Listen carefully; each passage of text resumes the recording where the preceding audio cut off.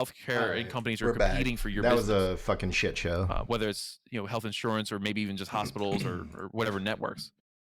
Then you got to make sure they're competing because they have the internet. They can get together. Johnny, on their I love her Discord from what I've servers and seen say, so "Hey, far. fuck these people." They can do that. It happens all the time in the corporate world. Sincerity So in her message somewhere is along the great. line, there has to be some regulation to ensure that there's. But if you're some going kind of to debate such a regulation, and it or has to be debate something. any If you're hot topic issue, have to regulate, ensure competition.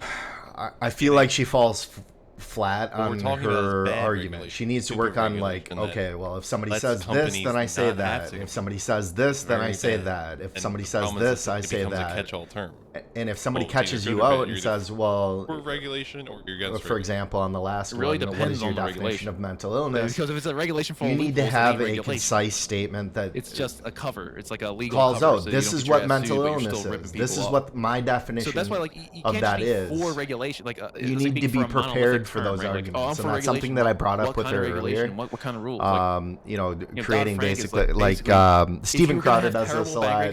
He'll create like and not actually all do of the anything, points, you'd have anything that anyone would use to negate whatever I'm gonna say. And then Same the thing with, follow-up. well, here's the thing too. Remember, like the healthcare industry changed. It used to be nonprofit. Blue Cross Blue Shield was nonprofit. Orange is the new blue. They weren't in it to make money, really. I mean, they had administrative costs, of course. Provide some proof for that. But once you attach the profit motive to argument healthcare one, industry, here's argument two, here's argument three, and I'll use argument one if they come back and say, well, that's not good. Then argument two, and so on and so forth.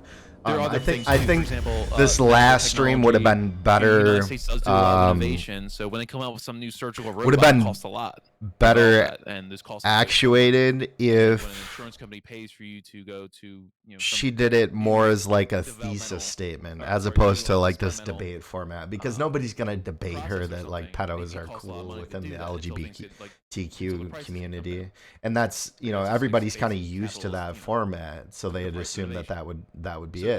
And as soon as there was open air, right, that's what it transmorgified itself into. What she needed to do was have like a series of different like slides and like news stories, things of that nature, to kind of like support her thesis, and I just didn't see that. So that also drives up the cost. Then you have administrators, and you see it's not just in the healthcare industry. Anyway, we're gonna play some Aram, listening to who are we listening to again? I mean, how much work is there? Fucking Suede Bros. Sit around and figure out which health insurance claims to deny. And she forgot to raid people. I don't have enough of a crowd to really raid anyone, so it's like. The company simply managed the fund and paid Did I flippity floppity my fucking. It would be fine. But yeah, I think so. You can't read my shirt. Damn it all. Use that fund to generate a profit, and then also figure out, well, what's the minimum we can pay out to people? What's the minimum we can pay the hospital? And your therapy. There we go. Deeper blood tests. Like we'll try everything. All right. So what's the argument? My utopian idea for all, like my dream end goal here is that your healthcare is between you and your doctor. If they want you to do some special thing, that's what you do. Right now, like the government doesn't have to, for example, it doesn't have to take like the Medicaid expansion dollars. It doesn't have to provide this. Like every state's Medicaid is different. Medicare, some people take it, some people are in the network, some aren't. But guess what? Even in my private insurance, like they were telling me what I like. The private insurance was coming between me and my doctor, telling me what I can and can't do. They're not going to pay for this, not going to pay for that. Like the system that I want, the end result has to be. Okay, apparently we're arguing for neither socialized medicine or market-based. Innovative tech and expansion that comes from outside sources of financing and not from how much money the hospital or institution can make, designed to fail. Absolutely. Those are two different systems. Research, medical research, you're not going to go to school for. Where you still have private market mechanisms actually administering the.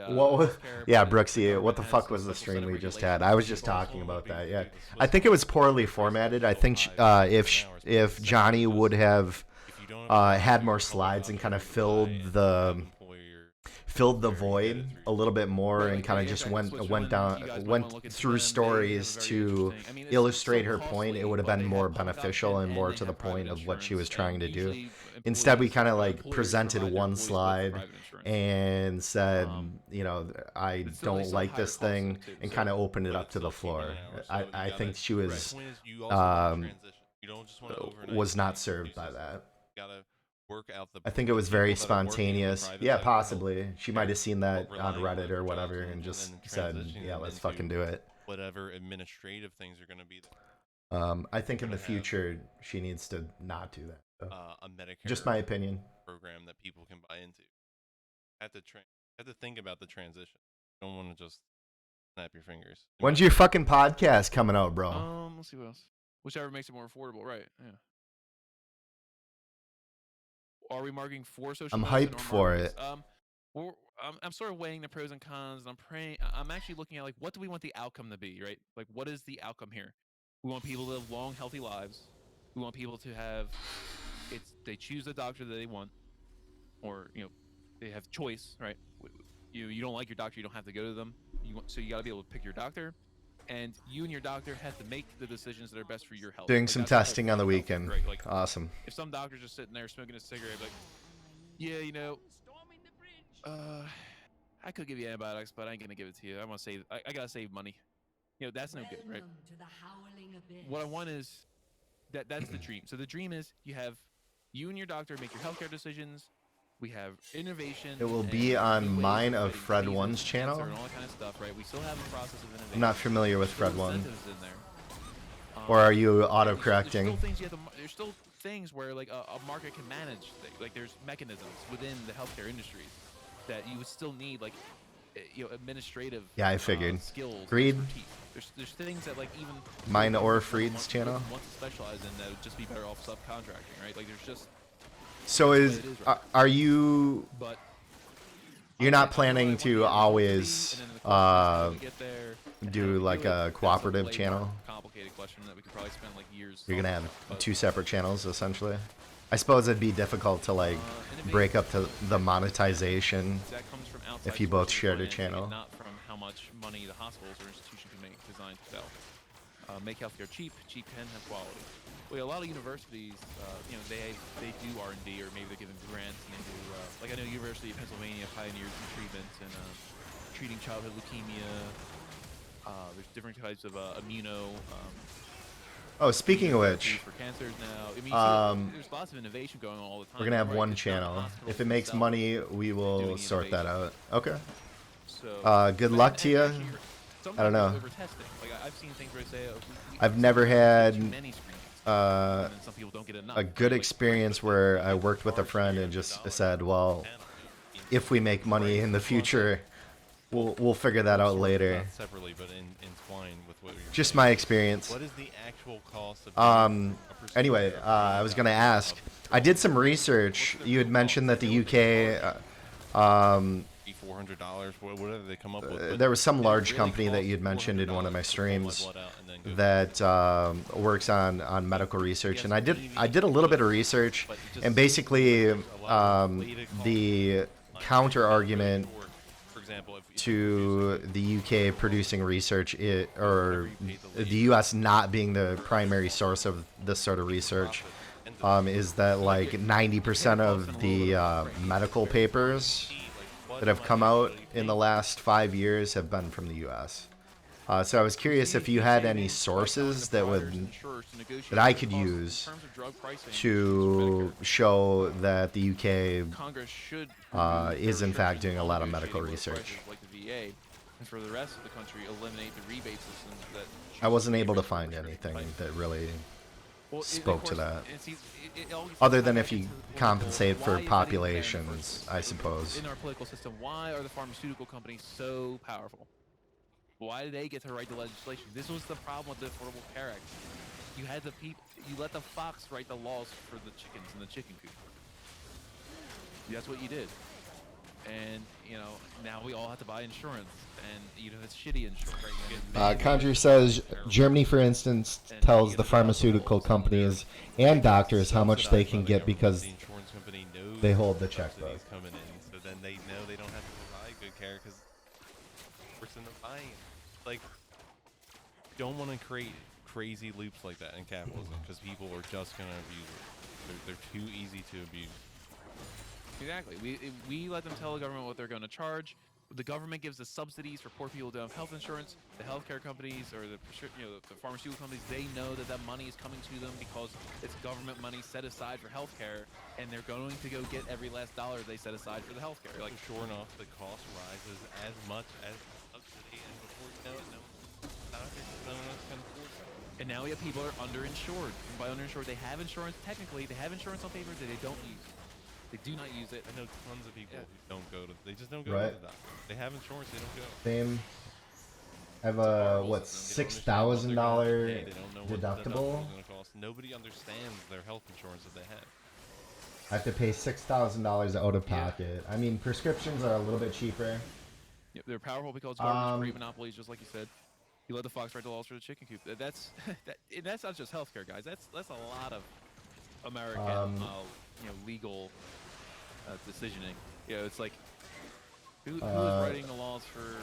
Okay, Brixie says I think changing my mind back. I think I said that the large pharma companies are UK based, where they publish their papers. I don't know. There are different medical journals in the world as well. Yeah, this was like it was a large study of all of the major publications. So it wasn't just like a single publication that they were referencing. We just collectivize them under one. It was something like 10,000 papers that they used as data points. I could be wrong on that number, but something along those lines. Right, they don't suffer the distribution problem, but it's still basically one person or one company making all the decisions for all the farmers, or whoever it used to be farmers are now employees, right? You're subsisting on private land now. Again, like you're a farmer, you're a family farmer, but you don't own the land, you don't own the seed, equipment. All right, Rams, you see you tonight. We'll be talking about drugs. Thanks for stopping by. So thanks for stopping in. Enjoy your input.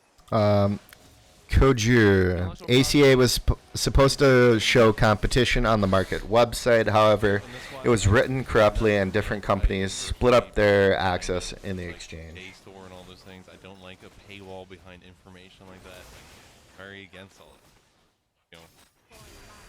The ACA was supposed to show competition on the market website. However, it was written corruptly and different companies split up their access in the exchange. So I mean, like, it was, I don't want to call it a joke. I mean, it did help some people. Look, it did the pre-existing condition, like removing that limitation. That was really good. But you didn't need to introduce the ACA in full to get rid of those problems. What do they call them? They weren't. GlaxoSmithKline. Okay. But they, I'll have to check them out. Some states took them and they beefed up their Medicaid programs, and it helped a lot of people. But you really have to look at a state-by-state basis, because some states didn't take any of the Medicaid money. Some of them took it, but they still required you to pay it back after you did service or if you got a job. So if you had been on Medicaid you would owe that back in debt to the government. That's no good either. Right. Well, so the ACA did some short-term good, but it didn't really give us a solution, and now it's causing problems. It's not. It was a half measure that couldn't even test the hypotheses of socialized medicine. So what they're arguing is whichever does the best good. Change in the healthcare. But we can't really test the waters until we actually do one or the other, right? Well, a true market medical system, or a true socialist, Medicaid for all, essentially. So it's probably just be another round of shitty reform, ACA Part 2, get some more band-aids. That's probably what's going to happen. Doesn't it tell you, for example, the roundtable, I heard Killer Steven had a really hard time finding someone who was for prohibition, and I understand we're all certain degree of kind of expect that, but that you couldn't find one person who should say something. Why are all these? Hey Q, I found you. Yo, what's up, dude? Why do we have all these laws that doesn't necessarily reflect what? There's these things on the books that don't adapt. I'm playing some Aram, so I'm not really on message, I'm just gonna go vote for my senator and all gonna get I'm not too familiar with this Find it Suede interesting. brother. We do these polls. We Yeah, rely on he data, but then we can hosted also Johnny break the these other apart. day, and that's what turned me on News to him. kind of, So they're not scientific. not too I mean, familiar either. that's the only reason I'm familiar with this, because One of he them, raided him last night, I think, as well, after the stream. Okay. Or legal, or Yeah, I missed the late night stream. I think that is. Oh, What I time didn't was have that? How 8? The government is not necessarily receptive. Johnny passed out, so it didn't happen. Yeah. I mean, we have a limited sample size on Twitch. Like, who would actually defend prohibiting drugs or any kind of substance? But what is the picture look like nationally? I'd be interested to see how many people like don't care about like marijuana being, you know, they don't want it to be criminalized. Like they would just want just a basic a whole lift. Let's You know, try and play federally, Twitch. I'm gonna unmute taking your marijuana stream off the up here. schedule. Probably most Sorry. people. Dust. I see a lot of people now using marijuana all the time to medically too. Make I see sure people not they to say that I use use it to fight there's a viewer depression, on I your use stream. it to fight fatigue, I use it to fight anxiety, I use it to fight different kinds of cancers, whatever. They want to smoke marijuana. That's what the people want. Is he seriously market, just saying right? people want to smoke weed because no reason? No, there are still problems. Like I mean, I think he's like saying more like have recreational black market or whatever. things, and, you know, even though they not criminalize medical, and all that stuff, they still separating Right. the two concepts. still have Definitely problems. should So. separate the two concepts, but I mean, Anyway, I'm gonna we're gonna end the stream a little bit early today. I'm sorry we started late, but something came up. I'll be on Killer Stevens tonight. At, God, I'm just 8 striking Central out today. and that should be a good time. So Yeah. I'll probably be more on medical my marijuana, libertarian though. I mean, I mood, definitely some think of my there's a place libertarian for it. I takes. mean, So, I don't. I'll I see mean, you most guys of the in like. evidence I've heard at least is anecdotal.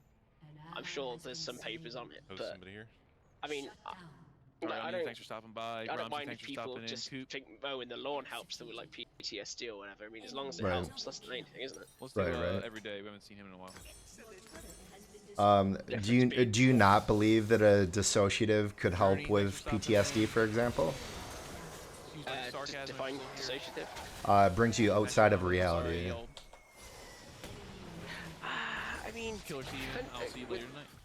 I don't know. Is the honest answer. I think that it's. I think anything that kind of helps you with dealing with that is good. I mean, if it's taking you out of yourself. I mean, Right. for my experience with weed was always just to chill out. when I Okay. back in the day when I was a bit younger. And like I said, it definitely makes me unwind, I'd say. Mhm. Like. Do you have I a lot of experience with it? I smoked for about 2 years, on and off. Okay, and that was like a daily. No, not daily. Probably about it was definitely at least fortnightly. Because I used to go to play D&D, and that was basically an excuse to get high. Okay. Yeah, playing D&D high was always a fun experience. Right. Easier to get outside of reality, I guess, is what Exactly. you might argue. But yeah, I mean, for me, it was always just be able to relax and like, you speak to your own kind of a quick-witted person. Problem was that it slowed me so much down. Like, I just suddenly start giggling because I thought it was so witty. However, it was to a conversation that happened like 5 minutes ago. That's so awesome. We sat there, like everyone else would have been like continued on with the conversation. I'm just sitting there giggling, like. I think sex is a highly benefited from it. It's another consideration that a lot of people aren't really talking you about. can't prescribe sex. True. You know. No, I mean Hey, is sex with marijuana and THC. Oh right, yeah.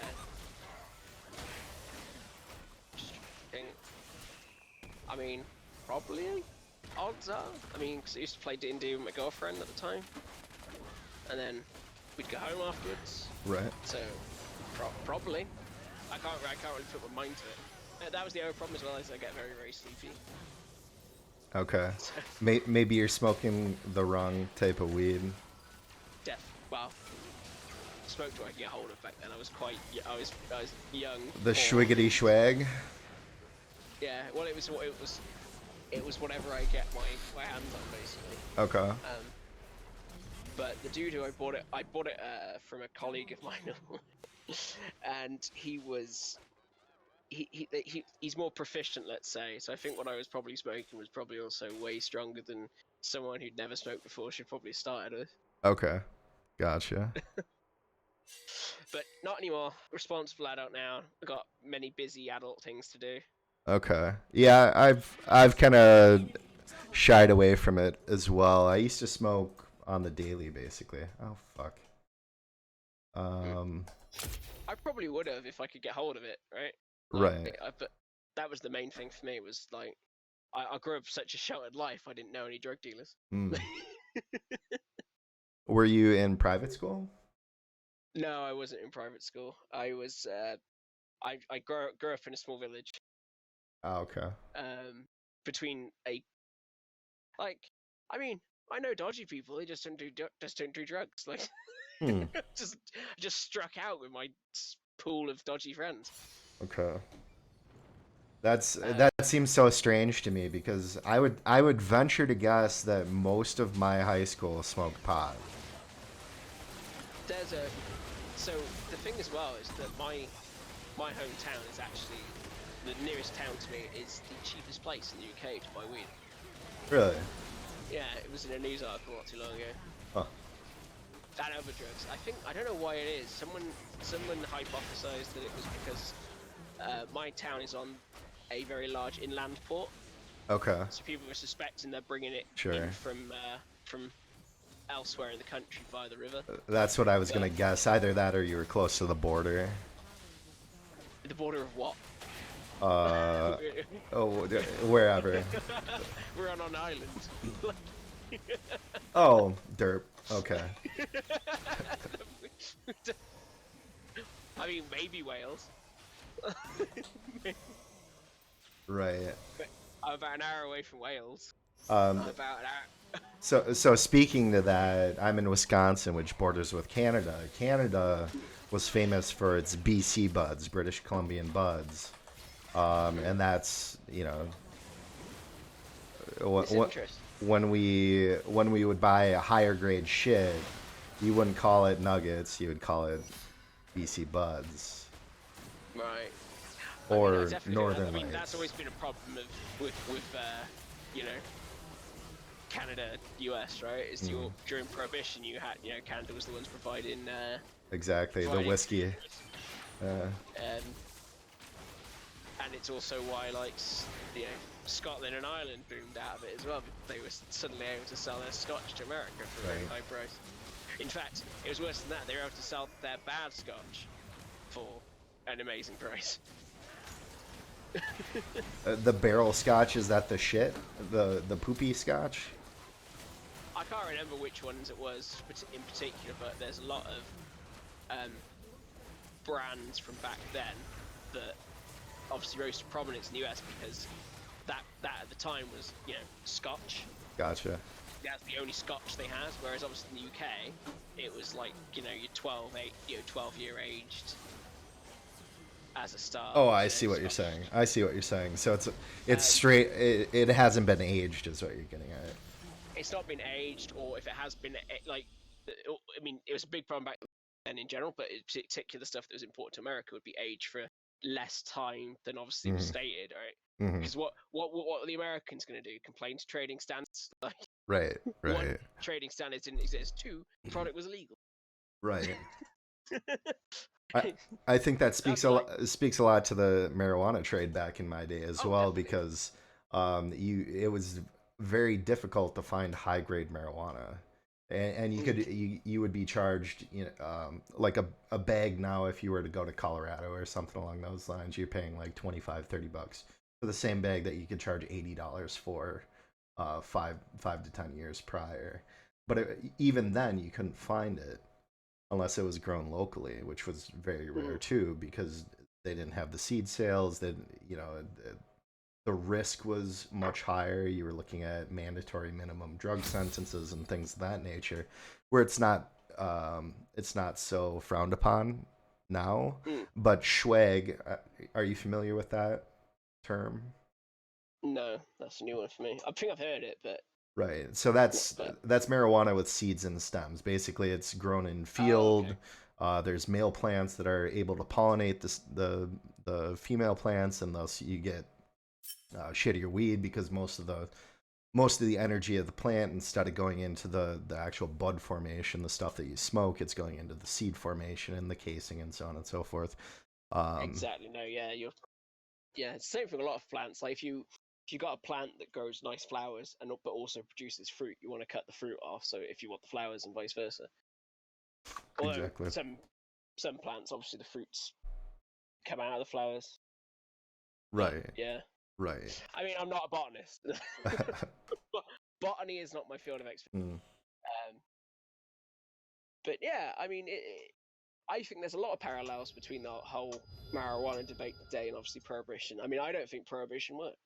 I think just the laws of market forces will always keep weed in demand, and that will always mm. create a market for it. I think that's And true with all the it drugs. and it's the same. Yeah, I was about to say it's the same with all the drugs. Right.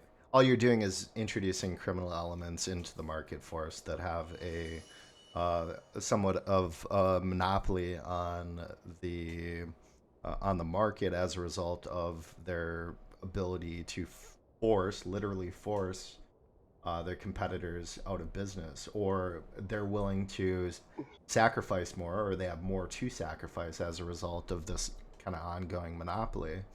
And so Exactly. people who aren't willing to go to jail forever, who would be, let's say, positive actors in an illegal market, uh, are, Mm. are aren't willing to take that step, right? Exactly, exactly. The thing that was like a news article recently. They were talking about how online piracy contributes to criminal enterprises, Mm-hmm. and I was like, really, you're talking about that? Like, I mean, that's such a tight. I mean, it probably does, Mm-hmm. but I mean, how much money are they making from ad revenue on fucking torrent sites? You know, Right, right. compared compared to how much money do you think the average like? I mean, I don't know many drug dealers, but the ones I have met always seem to not be that strapped for cash. Right. They can't like buy nice houses or nice cars, but they'll send you down to the store to buy like massive crates of alcohol if they're having a party. Right. Like, Well, part of the reason, at least in the States, is that seizures are common, even for mhm, like low-level drug dealers. If you have like a pound of weed, you can lose your house. I think exactly. even in like my mortgage, I believe if it's part of the stipulation of the mortgage, if um, the household is found to be part of the drug trade, blah blah blah, the mortgage company has some sort of recourse to basically take all of the Mm. equity back out of the house, even if you've paid for Yeah, it. So the reason for that is because you've damaged the value of the house by obviously running a right, criminal enterprise of it. right, The house wasn't zoned for a criminal enterprise queue. right. Should have known this, right? Damn That's it. the other thing in the US, right? Like, if I wanted to run a business out of my house, we don't have zoning laws here in the UK. Okay. It's very interesting. Like, a friend of mine was saying, he lives in the States. He runs his own business, Mm-hmm. and he ran it out of his office for a while, but then out of his home office for a while. But then, like when then he was just like, all right, I need an office space. And he was like, why? And he's like, well, because when I file my tax returns this year, and like I'm basically I have to claim back some of my living expenses as Mm-hmm. a deductible because, like the heating, for example, during the winter while Right, I was working is a deductible. right. Yeah, So I no, wouldn't have had it on if it wasn't at home working. that's a positive outcome. I mean, I work from home too, and I collect those tax rebates or whatever you want to the Yeah, you know your deductibles. yeah, yeah. Basically, the way they do it is they calculate it based on square footage. Mm, So if you're using, half of your house for your home office or home business, half of your yeah, mortgage can be deducted from your taxes. yeah. But unfortunately, because his house isn't zoned for, and this is he's in the US by the way, but he's because his house isn't zoned, he says he can't take advantage of some of the advantages. I'm not familiar with that. I mean, he can write off the entirety of his office if he were to have a separate location that's completely Yeah, dedicated to it. Yeah, well, that's what he's doing. He's getting a separate like office space, like Mm, rented, gotcha. so he can claim back some more. It is he is an accountant by trade. That's what he does. Okay. So I'm trusting him to know what Yeah, the best thing to do is. based on that, I would assume that that's correct. I don't know. Maybe I'm doing it wrong. Yeah. Maybe I'll get audited next year. Hopefully, the IRS isn't But listening in. yeah, well, I mean, it might be this particular state he lives in. I'm not Mm, sure actually which one it is. It's on the East Coast. I know that much. okay. I know he has a boat that he takes out onto the Atlantic on the weekends. Nice. Yeah, so he must live near the Atlantic, so East Coast. But then again, you Americans are crazy and will drive 8 hours and call that a day trip. Is that insane for you? I guess Yeah, UK from west to east. How long would it take by car? I don't know. I mean, the whole. I mean, obviously the UK is not uniform all the way across, but let's have a Mm, look. Let's say Cardiff to Kent. That's a pretty that's a pretty long drive. 3 hours. really? 3 hours. Let's try Norwich. Norwich is also kind of on the extreme. Across this is.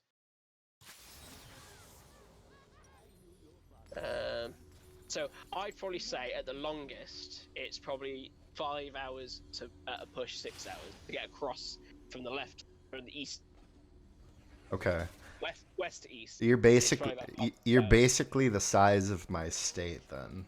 Oh yeah. But I mean, to get from London to like Edinburgh, let's have a look at that because that's obviously the length of the country. See what it says. So yeah, to get from this like the capital of the United Kingdom, London, to the capital of Scotland, it's a 7.5 hour drive. That's insane. And I wouldn't do that. I'd fly. I always thought you guys were much larger than you actually are. Well, to be fair, most of the UK is connected by freeways. Hmm. So especially the major cities, right? So it's very easy to get around in the UK. Do you have high-speed rail yet? Yeah, that's a whole controversial topic, my friend. Are you for or against? Well, like I said, the reason why I say it's controversial here in the UK is because the government decided to buy up a load of houses in preparation for doing what they call. So they did a project called HS1, and I can't remember the specifics, but HS1 is High Speed Rail 1, and it's to connect London with some of the outer-reaching areas that quite often commute into. Now they're doing HS2, which is basically to connect the north to London. Much bigger project. 2 billion spent so far. They haven't laid an inch of track yet. Okay. And people are a bit pissed. California is working on one, I think, from San Francisco to Los Angeles. We're at, I think, I was just reading about this on Reddit, 200 billion so far, and they're expecting another 170 billion before it's completed. There's a lot of issues with the UK project, and they keep changing like project managers and shit like that, and people keep coming in with different plans. Bureaucracy bullshit. Yeah. Well, so apparently, what the original project, when they calculated, what the guy did was he just drew a straight line on a map. Okay. And then sent the survey team out, and then found that he was putting it through houses, a quarry, a lake. Right. Like through farmers' fields, and he just assumed that like he could put a railway wherever the fuck he wanted, and no one was gonna. And like he literally drew it through like a housing estate, but if he'd have moved it 10 meters to the left, it would have just gone behind it. Like it was just so poorly thought out, and like the government ended up buying out these people's houses. There's a bunch of empty houses on the route that it's going to take. And now they're not sure they're going to be able to put it there because they're going to have to move where the railway goes because there's a set of other shit. It's just a fucking nightmare of just like I said, like I'm not against high speed rail. I think high speed rail is an amazing thing. However, it's in practice so far, it's been a shit show. Right. HS1 went okay, but it went again majorly over budget. HS2 is even more of a shit show. There's a whole other controversy in the UK. 'Cause up until about, I think it was the 80s or 90s, we had nationalised railways. Okay. The government owned and operated the railways, and it was quite a cheap method of getting around the country. Since it's been privatised, rail fares have continually gone up, whereas service quality has either remains the same or worsened. Because the government still subsidises like rural routes, but despite that, railway companies still use the mainline routes that most frequently used as a way to prop up the unprofitable routes that they already get subsidised for. Okay. So if anything, they're making their money for doing these Just rural back on routes the twice. subsidies and then kind of double dipping. Exactly.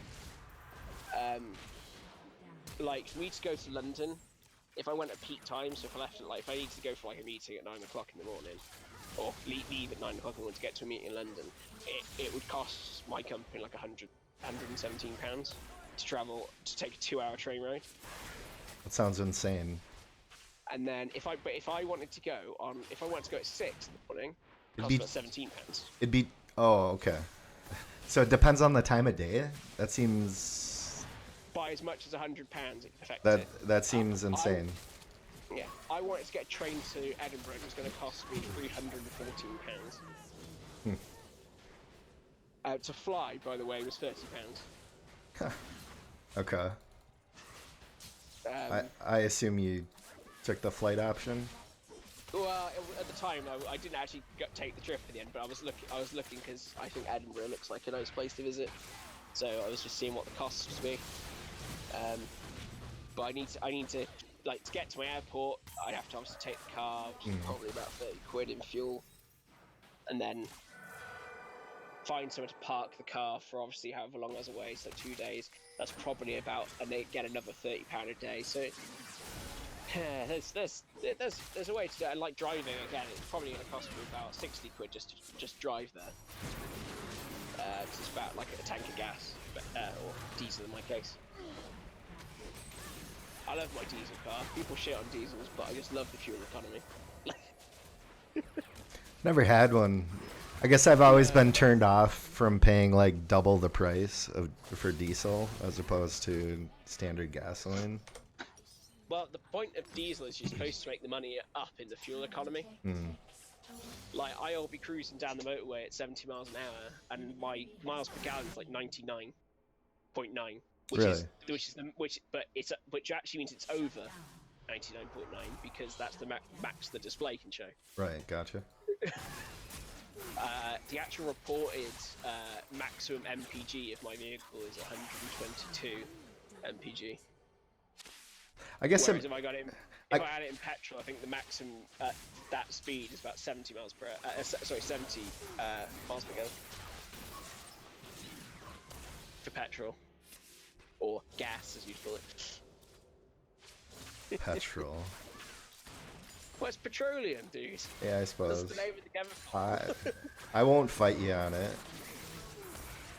And then it got, well, the reason why I find it more confusing is because I don't know if you've ever heard of LPG. No, what is that? Liquid petroleum gas. So it's Oh, basically yeah.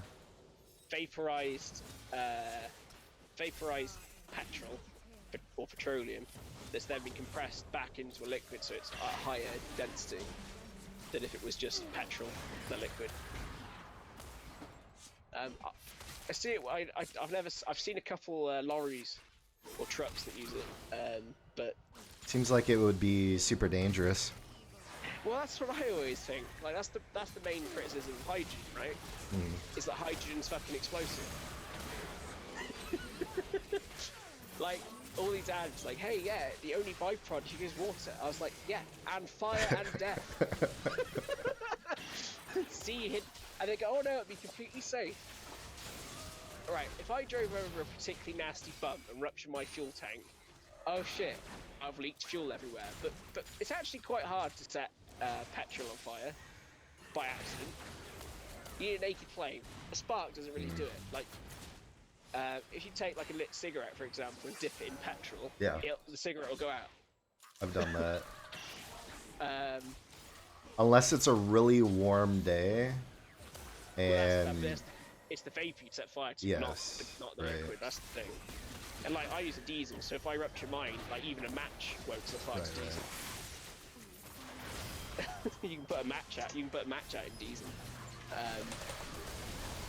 But yeah, I mean, but whereas hydrogen, you get like even the slightest spark, and that fucker's going up. And yeah, the only byproduct is water. But what a spectacular way to produce water, eh?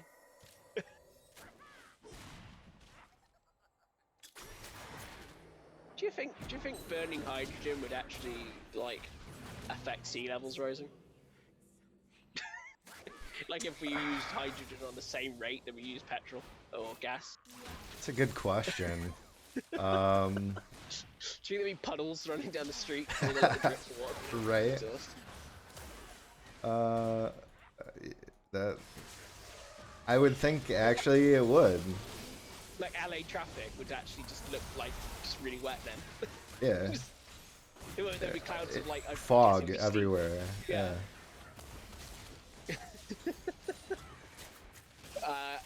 And then occasionally just cars bursting into flames spontaneously. Right. Like I'm not against hydrogen. If they can make it safe, I'm all up for it. But I think the ways to make it safe is so ludicrous as to make the whole concept, you know, ridiculous. I think the only viable method I've really seen is to have electric cars that are powered by hydrogen plants, like, you know, power plants that produce hydrogen. Located in the car? No. Like, as in, like, rather than having like a coal or nuclear plant, right? Gotcha. A hydrogen power plant. Gotcha. That is obviously reacting hydrogen to get energy. I would think it would be easier to go nuclear then, though. Yeah, I mean, the only good thing about hydrogen is it would go spectacularly bad very fast, and it would be over very fast. Yeah, I suppose. You don't have to worry so much about like fallout and things of that nature, I suppose. Exactly, and you could probably have anyone who's working there in fire safe rooms. Hydrogen explosive prevention outfits. Well, not necessarily those outfits, but like you could have, if people are working around where hydrogen's stored, where there's a risk of explosion, they can be in, flame-resistant clothing, right? I mean, because like I said, it would be a spectacular fireball for a second, and then it would be over and everything would be kind of down.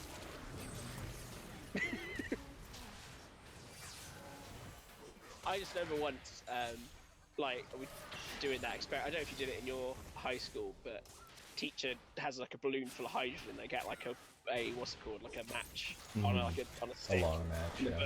Yeah. And they burst it, and it goes up, and it's like, wow, fire. And then like the only byproduct of that was water, and it's like, well, where is it? And it's like, well, it's in the air. Like, it's obviously not liquid. It was just, you know, conjured out of seemingly nothingness. Science is magic. The other thing is, I question how do you separate hydrogen from the air, right? And well, it's generally electrolysis. So through water. There's lots of different ways. Yes, you have an electrode in. Yes, so it's very clean. The only question is, like, obviously you know about conservation of energy. Energy can't be created or destroyed, right? It can only change states. Right. But there's also the problem that you can't get more energy into a system than you put into it, right? So it's not like if you have water and you're using electricity, it's being generated to generate more hydrogen to burn to make more electricity. It's going to be you're always going to be running at a loss, right? Right. So you're going to have to put external energy into it. So so Shell in the UK are trying to roll out hydrogen on a limited scale. But what they're doing is at petrol stations or gas stations, they've got on-site like electrolysis stations. that are powered by a wind or solar Gotcha. plants. They're all basically constantly That makes slowly more sense. You don't have to haul it generate somewhere. hydrogen. Exactly, constantly slowly generating hydrogen, and then storing it in a compressed state underground. And then obviously when someone wants to fill up, they just fill up. But again, like that's the thing as well, right? When you fill up your car, okay, you know that there's vapor coming out of your fuel tank from the petrol, right?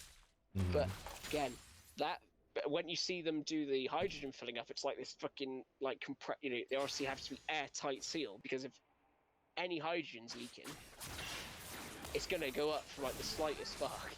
Right. That brings up another point. Who's going to be the guy that's inspecting all of these, hydrogen fill stations? And is the regulation and bureaucracy and like oversight that's required there worth the expense? I don't know. Yeah. I think the only thing to really realistically do is to have electric cars, and then improve the methods by which we get electricity, because larger power plants are obviously more efficient than like any small like local plant can ever be. It's kind of like even like the coal plants that China are building nowadays are so much more efficient than the coal plants that America was building in like even as even as late as the 90s, right? I forgot there's a particular term for the ones they're building. By the way, is that you playing or are you watching something? That is me. Ah, okay. I've just been watching for the last few minutes. You just trying to defend this bridge? What is it? Is it Dota? Is it or? Very similar. It's fuck, I'm drawing a blank. It's League of Legends. League of Legends, right? Yeah.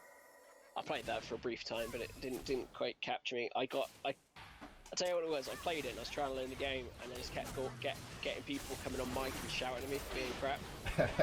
Yeah, you'll get that. Well, I wasn't playing ranked. I was playing like what's it called, the free mode or whatever it's called. Right. So I was like, it doesn't even count for like your fucking score. Like, so chill the fuck out. But yeah, it just put me off. But yeah, there's quite a big movement in the UK to renationalise the railways. Going back to that point, because just the lack of investment in the railways themselves is ridiculous. And like I said, the fact that it costs hundreds and hundreds of pounds to basically get around the country. Right. People are going to be sour about the concept of paying out the nose through taxes for a system that perceivably is not viable for most people or doesn't serve their purpose. But the other thing of note is when the government sold a lot in the 80s, sold a lot of services. So coal and gas used to be nationalised. Power production was nationalised. Phones were nationalised up until about the 80s. British Telecom, British Gas, all that stuff was nationalised in the 80s. You kind of sound like China. Well, so the reason being is obviously because of obviously the way the UK is, a lot of these, and also due to the size of, right, a lot of these things came out of the government trying to improve the lives of people. So obviously, especially post World War II, there was a lot of poverty in the UK after having even though we won the war, it wasn't exactly like we didn't go off unscathed. Right. So a lot of these companies came out of trying to coordinate and install like telephones to people. Again, the reason why we had coal being nationalised was so that people, like poor people, were able to get coal distributed to them, so they didn't freeze to death in the winter. Right. All very, very, good things. And then obviously in the 80s, it was decided that it would be better in private business, in the hands of private enterprise. But the railways in particular are interesting in that the fact that the government actually made a profit. Like, it was putting in, like, I can't remember the actual figure is, but it was putting in a fair few £1 million back into the treasury every year in profit. Same thing with the telecoms, putting in like a net profit. What drove them to privatize them?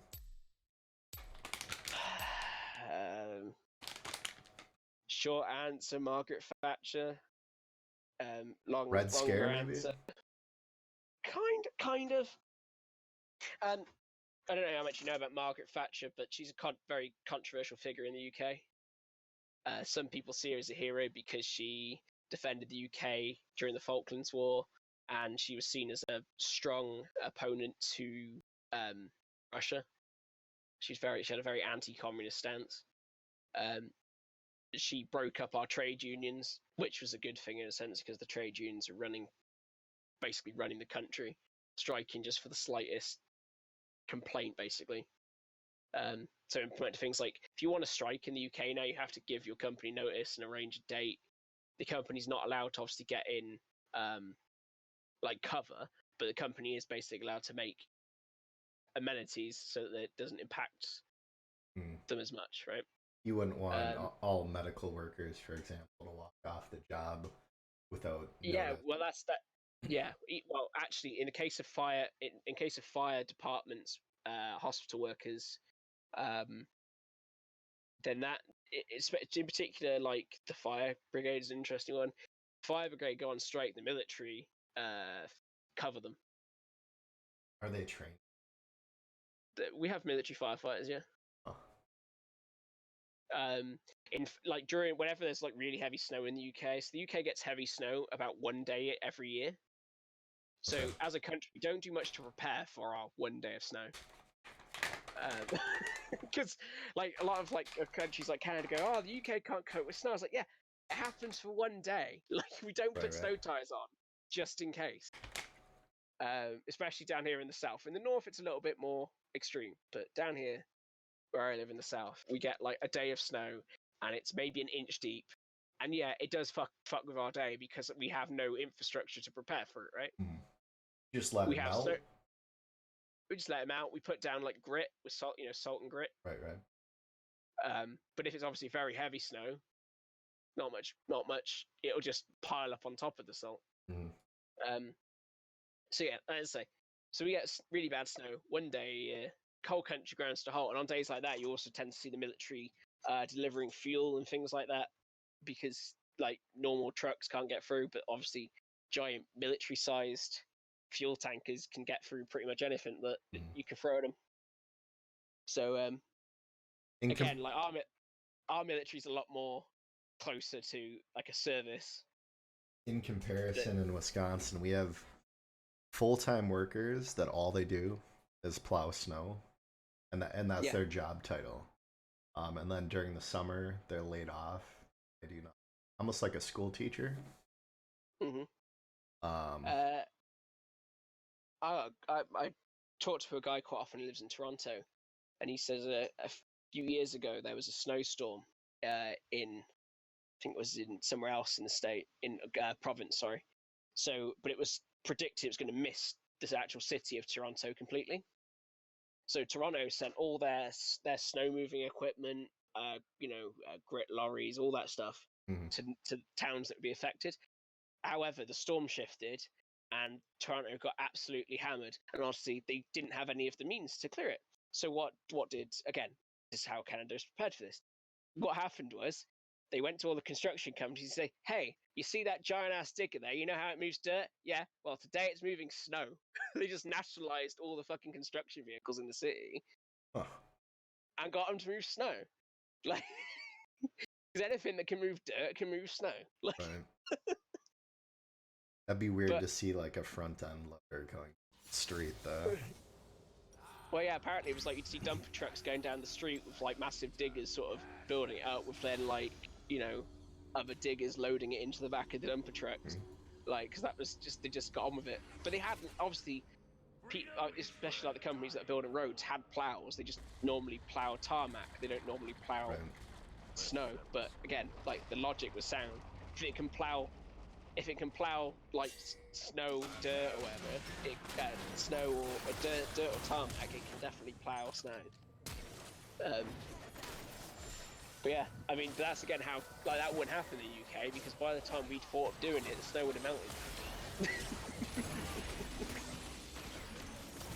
And actually, a couple of times in the UK, like people have been prosecuted for like farmers sometimes plough or like clear like some like country roads, and then they get done in for potentially damaging the road.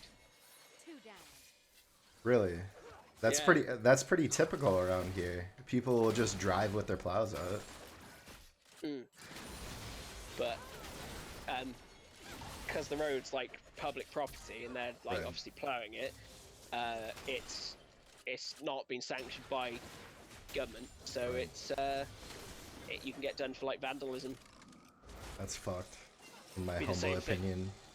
Yeah, normally they get let off, but it does actually tend to become like, it's mostly like there's a lot of people, and I'm sure it's the same in the US, there's a lot of people with too much time on their hands who like to moan about nothing.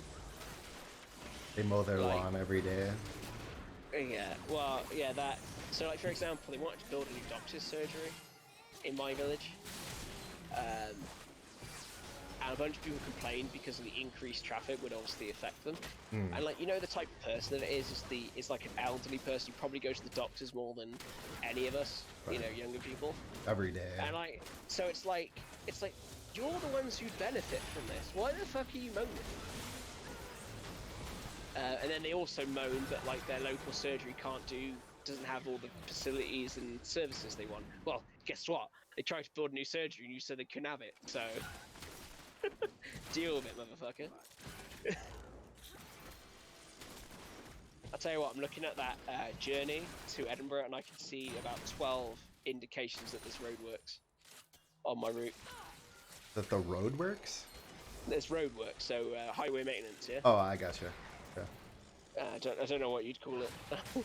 Um,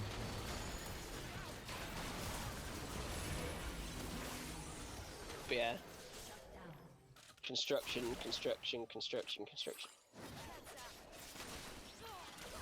So I don't know again how it is for you, but do you find that right before tax season a load of roadwork start happening in your state? during the summer, there's constant road work just because we can't do anything during the winter. And Well, and because there's so much damage during the winter as a result of water. Yeah, exactly. No. So we have to be in a constant state of repair, basically. Of course. Well, in the UK, what tends to happen is a council gets a particular budget to like do road maintenance, and they tend to hold onto it until about March. A lot of it, they'll do obviously essential repairs, or like little potholes they'll leave right up until April or March when tax season's coming up and they have to renew their budgets, and then all of a sudden all the roads need to be done because they need to spend their budget. If they don't spend their budget, they don't get the same amount next year. Right. So all of a sudden they just come like.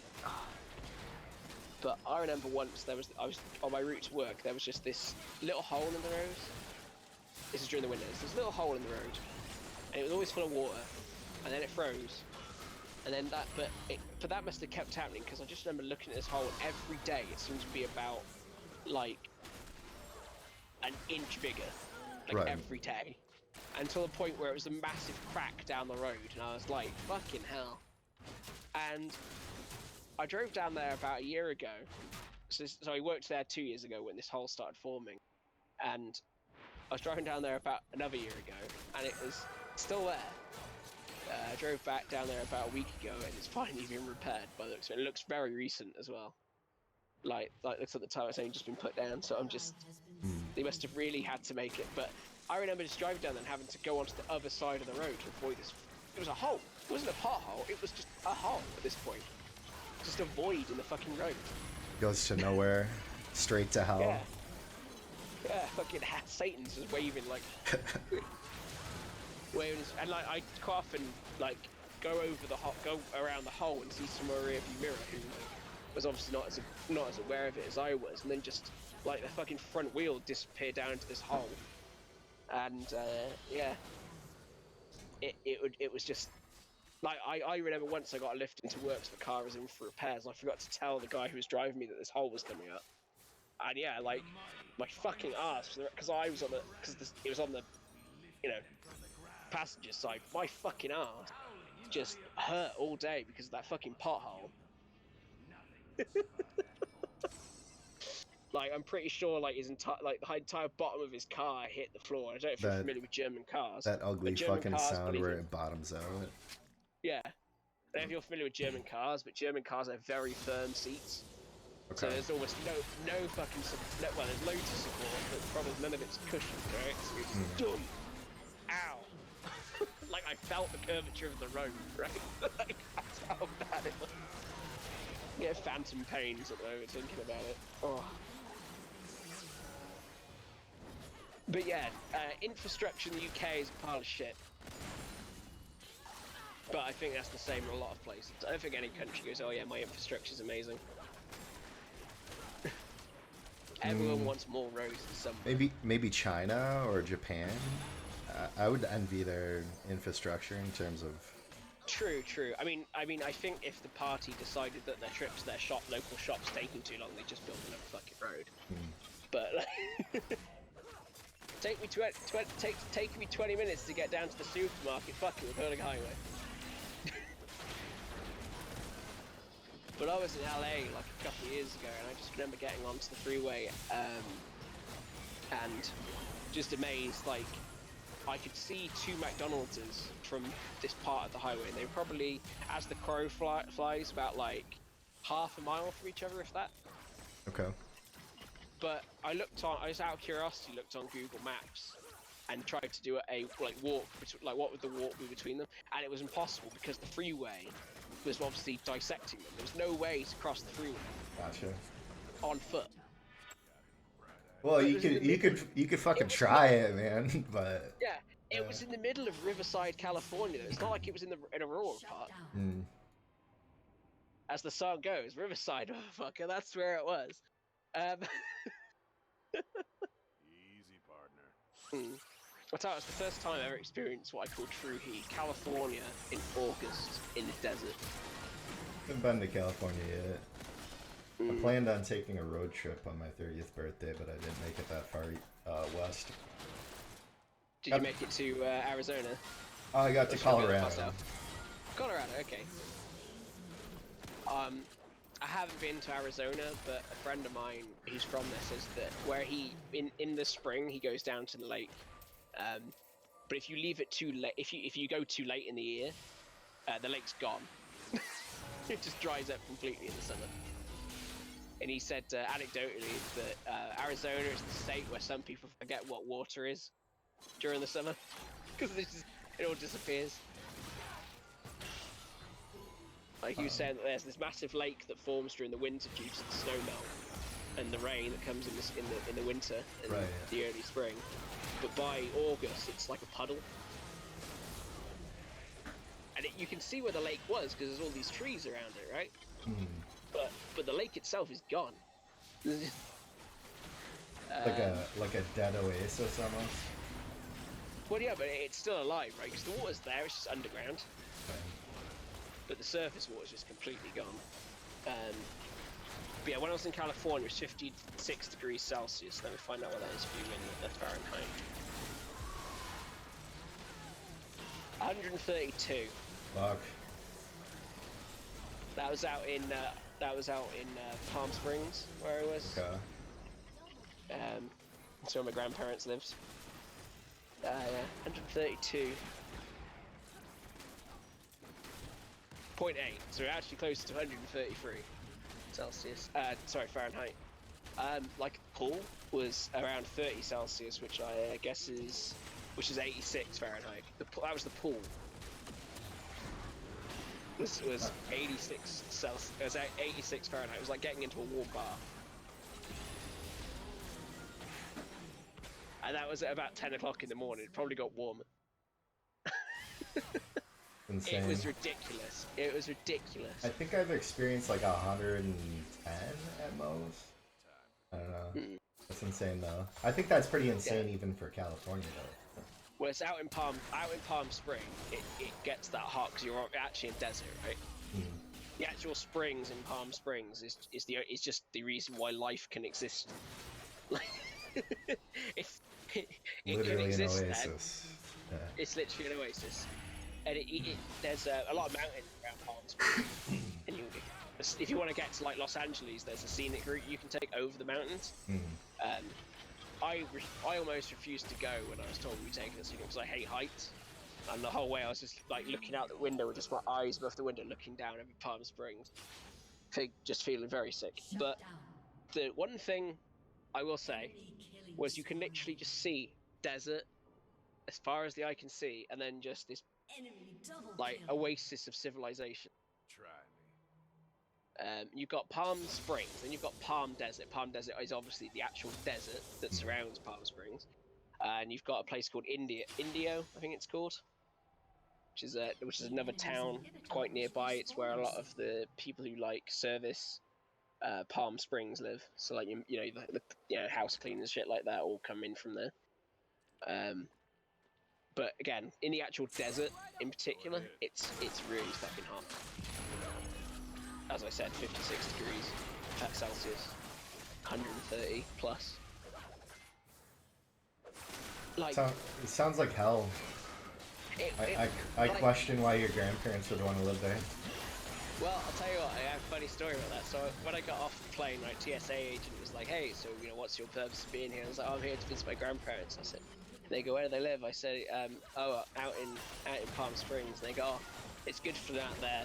The heat, it preserves them." I was like, and like again, like me being a British guy and not being used to guns, there's this guy with a gun telling a joke, I think. So I'm like, I don't know if I'm supposed to laugh. He's got a gun, so okay. Probably a good call. Yeah. Well, I was there with my sister, and he's like, "Are you here to get married?" I'm like, "No, we are most definitely not here to get married." And it's like, "Oh, who is she then?" I was like, "That's it's my sister." And he was like, "Are you sure?" I was like, "I don't know what you want me to say here, my dude." Yes, that is my sister. No, I do not plan on marrying anyone while I'm here, especially not my sister. I'm here in California, not Alabama. Did you hear they're gonna start doing genetic tests on people coming through the airport now to prove that like this person is your sister, like for example, you are not the father. Yeah, exactly. That's what I'm thinking. Exactly, it's gonna be like Jerry Springer. That happened. Yeah, a dad will be taking his like son or daughter through the airport. He's like, "Oh yeah, I'm his dad." They'll do a DNA test. Then no, you're not related to him. And he's like, "Yeah, yeah." Ring's like, "Tell this guy I'm related to," and she just goes, "Oh." Like, what? Exactly. He's like, you know that's actually gonna happen too. Like some dummies not some dummy. Like people don't think that this sort of shit's gonna happen at the airport. So they're just gonna be like, "Oh, la-di-da, let's plan a trip." A mom and like the 4 kids, one of them's redhead and the rest of them's got dark hair. The redhead gets up to the counter, does the whole cheek swab, whatever. 20 minutes later, dad finds out, and then shit show ensues shortly thereafter. Yeah, have you seen You, Me, and Irene? Yeah, that's with Jim Carrey, isn't it? Yeah. Yeah. And he's got his 3 sons. Right. Oh dear. He's adamant they're his sons, and I just think that dude is definitely colorblind. And I mean the guy just got shot on his own life. That's the whole message, right? But he just carried on. Is that the one? Maybe I'm remembering it wrong. Is that the one where he has multiple personalities? Yeah, so basically the dude gets pushed around a lot throughout his whole life, right?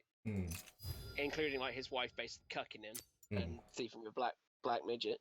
And then one day something pushes him over the edge, and he kind of snaps and turns into this more I don't give a fuck version of himself. I'm gonna have to watch that. But yeah, dude asking if I can put him in contact with Johnny. It's like, message her. She's publicly available. Who is this? That guy, one of the guys from the stream earlier, Melicopter, the only one that seemed to be slightly rational. Oh, okay. Yeah. Slightly. Well, I'll tell you what. I mean, I'm always skeptical of people when they first come into Discord and voice, because especially like when it's always 3 people join at once, right? Right. Sort of And a normally, gang yeah, mentality type thing. exactly. And a lot of the times, once they find out that their friends can't come on the call with them, because we do one call, we might have multiple people on, but generally it's not the rule, right? We always have one caller, Right. because otherwise we don't want there to just be a shouting match on the stream, right? So, but once they find out they're going to be on their own and they're going to have to actually represent their opinions, right? They tend to back down unless they've actually got something to say. And that's why we do the interview, right? Because before, people like Johnny would drag people in, and people want to just come on and shout, The N-word. obscenities, or the Yeah. M word in particular. And obviously, just shouting the N word, then they report you, then you get banned. Which Twitch should probably not do, but at the same time, that's what the screening process is for. Right. And I've actually said to people, I don't, it was a dude the other day came on, and he was just like, I was like, what? I was like, what do you want to talk about? And he's like, the topic, and I was like, how familiar are you with? Like, I can't remember the topic. I said, how familiar are you with the topic? And he's like, oh well, I think it's really bad. I was like, okay, like how so?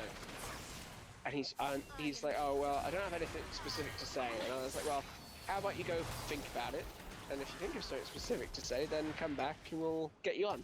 He's like, oh, okay then, and they left. It's just like, yeah.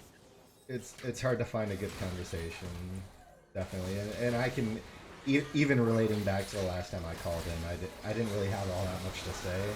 It's kind of hard to argue with her on some points. Like she made the point that we should basically relegate the decision of whether or not to bring a speaker onto a college campus based on the authority of whoever, if it's a social or social topic, then we should talk to somebody who's in the social science, that sort of thing.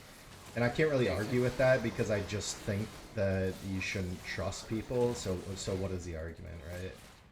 Well, I found that the whole argument that being made was kind of almost a double standard, where people should be allowed to protest whoever they want, but people who have a certain opinion shouldn't be allowed to speak in the first place. Well, no, everyone should be allowed to speak. Everyone should be allowed to. Your constitution guarantees freedom of assembly and freedom of speech, but that doesn't mean you have a freedom to be heard, and it doesn't mean you have a freedom for what you say to not go unchallenged. Right. But the argument that I would pose to that, though, is that colleges are public forums, right? Or they're a podium for knowledge. You're training the future community that's going to represent your society, and therefore it should be a podium for free speech from all sides of the argument. Exactly. I mean, I think that's what I'm saying, though, is that it doesn't matter who they are. They should be allowed to speak, but you as in an American citizen, should also be able to protest that if it's an opinion you don't agree with. Absolutely.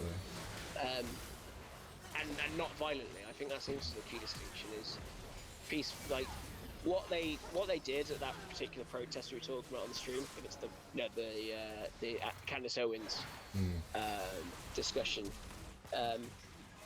Obviously, what they did was they listened to it for a while. They didn't agree with it. One of them got up on stage and obviously shut it down, basically. And again, I think that's kind of the way to go about it, I guess. But they were saying that they weren't comfortable with someone like that being on campus. Well, I'm sorry, but your ability, I want people to obviously feel safe. I don't want people to not feel safe, but at the same time, you're not protected like that in the real world, so I don't think you have an expectation to be protected like that in a public place, especially not at university age. I think, kids, if it was a high school, then different, right? Potentially, maybe. I mean, there's certain messages definitely that you don't want to introduce potentially. I would say that any politically leaning message, period, in a perfect world, shouldn't be introduced at a high school age. However, that's not the reality of the situation. So, I mean, these are colleges, right? So these are supposed to be adults, really, and they should conduct themselves as adults. Is my opinion. And sometimes, as an adult, you'll hear opinions that you disagree with. For example, one of my colleagues, I voted to stay in Europe during the Remain campaign, which apparently means I'm a snowflake. Okay. Yeah. So, and then he keeps calling me a snowflake, which Gotcha. I find offensive because I'm not a snowflake. Right. I'm not delicate about these fucking topics, right? Now, him calling you a snowflake, I would argue that that shouldn't take place in the office, right? No. It's kind of like that hyperbole without any sort of backing, any reason. You can disagree on. And just to make it worse, I'm his superior, so I'm just happy Oh, to be younger wow. than him. Okay. So you can't fire him for that? No, I'm not that superior. Okay. I'm just senior. Gotcha. I guess I wouldn't take it that far either. No. Yeah. I mean, I don't think he's gonna see this stream, but so I'll say it. The guy is just fucking trouble walking, basically. In my opinion, he talks to my actual boss, his actual boss, like he's a dickhead. So I think the dude's contract comes up for renewal at the end of July, and I'd be surprised. I'd firstly be surprised if he makes it to July. I'd be even more surprised if he comes back for a renewal. You said you're in IT? Yeah. I work in IT. I'm a customer support engineer, whatever that means. Okay. I fix broken computers and stuff. Gotcha. But no, the role I'm doing at the moment is I'm basically I'm what they call I'm basically a dog's body. I go where they tell me to. I've got a very varied experience over the years I've been in IT, which basically means I can go into any sort of environment really and do the work that's required of me. So at the moment I'm working for a large stationery company here in the UK. They've got 500 plus users, and I'm looking after them, and it's fun. It's all really nice process driven stuff. Get on with it, but this dude just doesn't stop complaining about fucking everything. Sounds like he hates his job. Well, he keeps blaming my company I work for. So we're like an in-source IT company, right? So this stationery company's hired us in to do their IT field. But he keeps like just loudly declaring that the company I work for and that he's contracted by is shit, and they're doing stuff wrong, which one isn't true in my opinion. Obviously biased, but at the same time, my attitude's always been, rather than moaning about a problem, if you are going to moan about a problem, why not suggest a solution to it rather than just sitting there moaning about it. I don't know if you know this, but every time there's like a large flash on the screen, I can see the background of your stream. Oh, I've got green screen set up. Normally I'm not playing games or watching streams that have large amounts of green, but that's probably why. Right, I did notice it when we were in a stream the other day. It kept sort of flickering back and forth. But I forgot to mention it because we were quite enraptured with our conversation. I've got the way that I have it set up, I have two different PCs. One that's purely responsible for streaming, and then the other one that basically sends its image from OBS over to the other the other PC so that it can stream. Is that like using a capture card? Is it or something like that? Similar, yeah. You could do it that way too, but well, the reason why I ask is because I'm at the moment for my stream just going to use my PC. I've got a pretty potent gaming PC, so I'm hoping it'll be able to manage two webcam inputs and a webcam input, a Skype call, and streaming, and my voice. Yeah, I don't think you'll run into too many issues with that, or even like less performant games. But if you're getting into like FPS shooters and things of that nature, I saw a dramatic performance boost from going to the second PC. Well, that's also what the capture card would probably do for you as well, because it's obviously shifting some of that performance demand off of the graphics card and onto a dedicated card. But I don't know if you're familiar with a YouTuber / Twitch streamer called Christopher Odd. No. Well, he showed his setup, and he used to work in audio-visual stuff, so he's quite into like all this stuff. And he's got like a whole fucking array of fucking cabling solutions that go through like sound processing units and all that stuff. It looks amazing. I was like, I'd love to have that. I'll give you a quick tour. So we've got that. Yeah. Nice. Nice looking setup, my dude. Yeah, initially. Okay, there you go. Yep, I'm still here. Yep. I get confused at times because I'm looking at the stream and can see your lips moving, but no sound. The stream got that usual Twitch delay. Yeah, initially I wasn't even planning on streaming.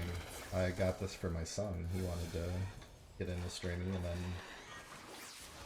then as 12-year-olds do, they kind of change their focus. So I figured, why not give it a try? And it's been fun so far. I don't get out of the house all that often, so developing sort of like a community. Well, I mean, I used to be, I don't know if you know Sargon of Akkad. Yeah. I used to be into his community, not like really as an active vocal member. Like I doubt anyone would go, oh yeah, Brooksy used to be an active member, but I used to read a lot and like comment on a lot of stuff, but never really like started anything. But I just found like the whole. I was also following a guy called Thunderfoot. Again, not sure if you're familiar. He does a lot of science-based stuff. So it all started off. I was like looking into like creationism stuff, or anti-creationism stuff. But obviously, a lot of those channels that were anti-creationist, skeptic channels, ended up moving towards this social justice, debate. Right. So you didn't really find community that you could still remain in? Kind of. Like, I was completely on board with them when they were bashing on, creationists for some of, the bad science they believed in. And obviously, because they built up some faith in me during that time, I kind of went along with a lot of stuff they were saying about SJWs. But what I found was, like, if I actually went, like, one, they never linked the original videos in their their sort of, what's called response streams, which made me just a little bit suspect of their motives. I thought that was the first little chink, I guess, in the old, doctrine, right? And then I finally started seeking out the videos, and I just kept finding that it was Anita Sarkeesian video, and the way that they cut it made it look like she was being completely ridiculous. And but she's made an art. They were just quote mining her, Right. They were just quote mining the video and just completely misrepresenting her argument. Like, yes, she said those words, but that wasn't the context, right? The context is not, king in this. Not in this order, or not without some additional caveat to what she's saying, that sort of thing. Exactly. Or she's making like an anecdote, or she's making like an offhand comment, not a statement, just like a. And like, one thing that Thunderfoot did in particular that really sort of wound me up a bit was he was making it. He kept playing the same clip of Anita Stark. So she's making the comment that it was very easy to see, like in Batman Arkham City, it was quite easy for you to manipulate the camera to look at like Catwoman's ass, right? But Batman, ironically, if you move the camera, his cape always obscures his ass. And she was saying how she was basically being a bit hyperbolic and saying that it's kind of ironic, right? But he was making it out that she was saying that she should be able to see Batman's ass, which is what she said. But the context was that he said, why has he got a magic cape that no matter what I do obscures his ass? Whereas you also have a woman running around in like a latex type bodysuit, right?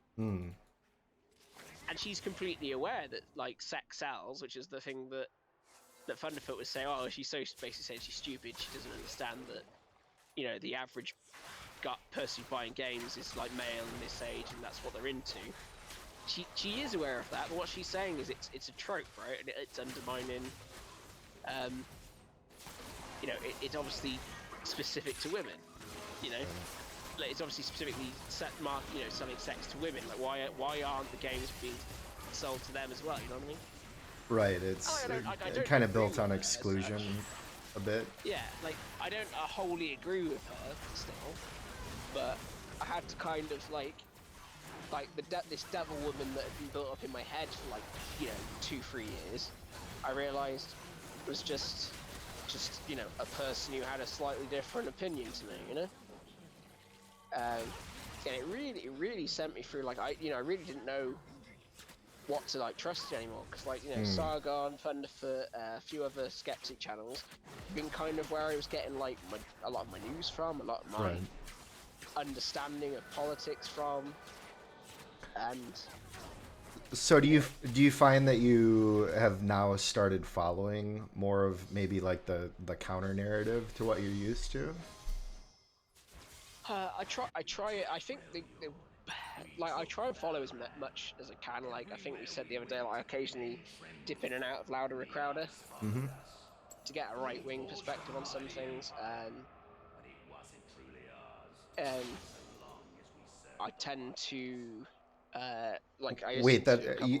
you listen to Sargon of Akkad, but you wouldn't associate him with more of a right-leaning stance? Sorry, no, I used to listen to pretty much Sargon of Akkad, and they're all quite right-wing anti-SJW types, right? Now I try and find people that are a little bit more in the middle, I guess. Okay. I think Sean Head's an example of someone who's obviously not pro-SJW, but isn't like just outright doctrinized anti-SJW, you know what I mean? Right. Like, she hasn't got this almost conspiracy. I think she does quite a good job at actually looking at a video and giving it a fair shake, right? You know, and actually going through any good points they have. Sure. Whereas like Sargon, she's more objective than exactly. yeah. Exactly. And her fiance, Armored Skeptic, is also a bit like that. Though I find his style to be a little bit meh. Like, I just don't enjoy his content that much.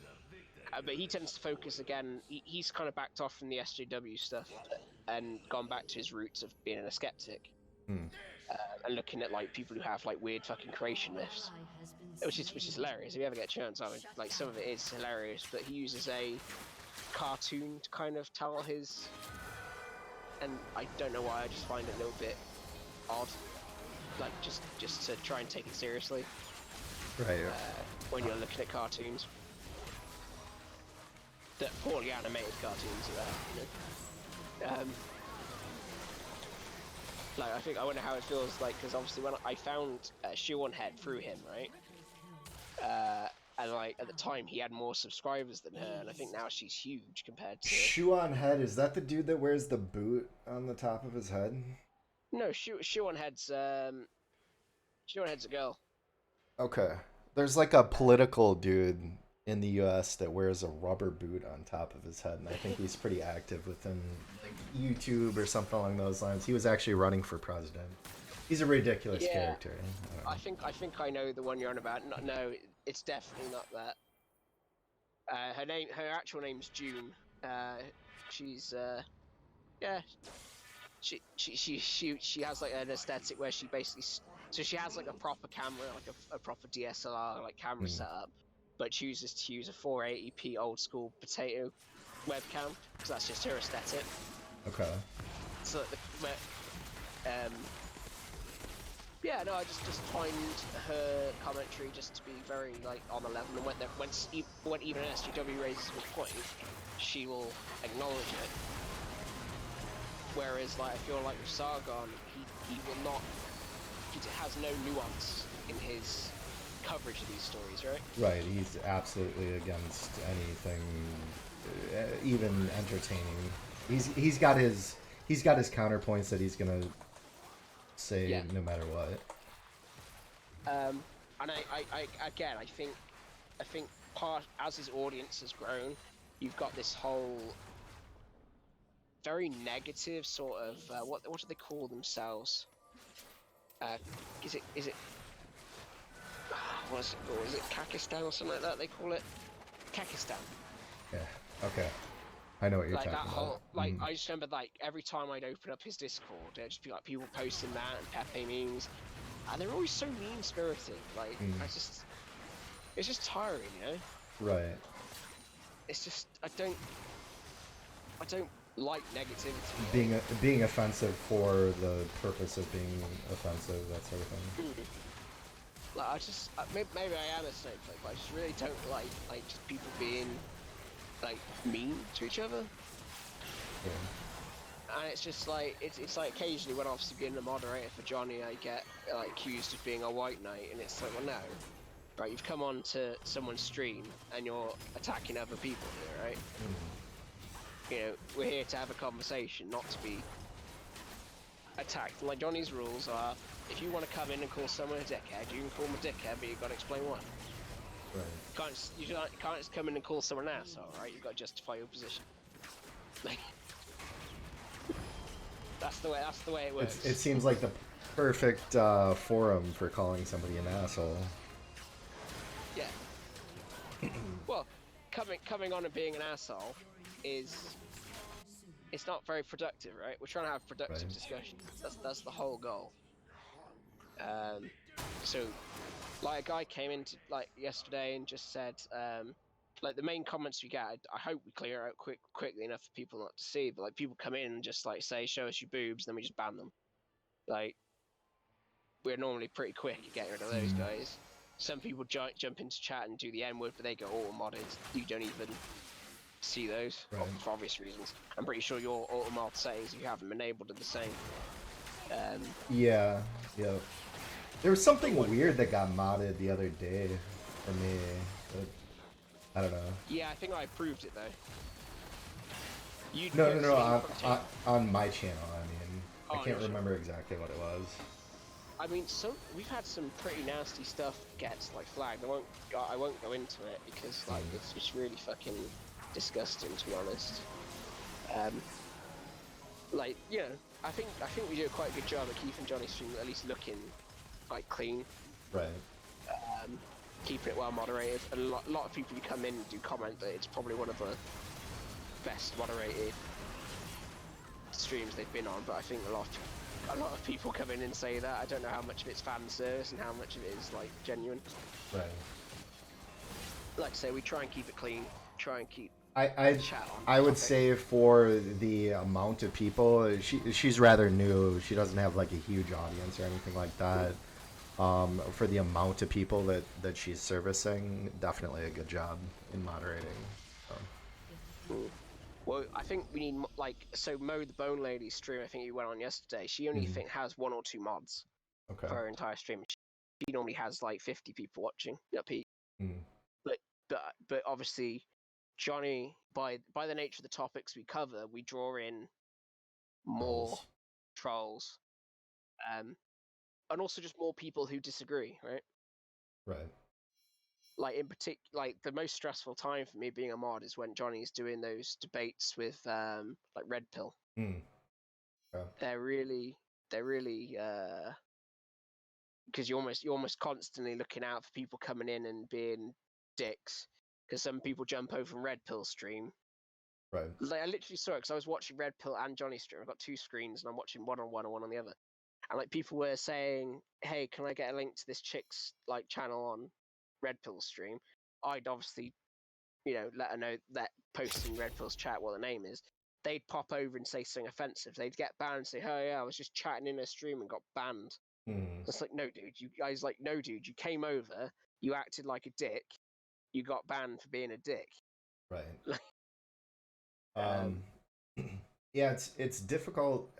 I guess I would say this. I think there's a lot in common between Johnny and Red Pill in ways that aren't necessarily like political.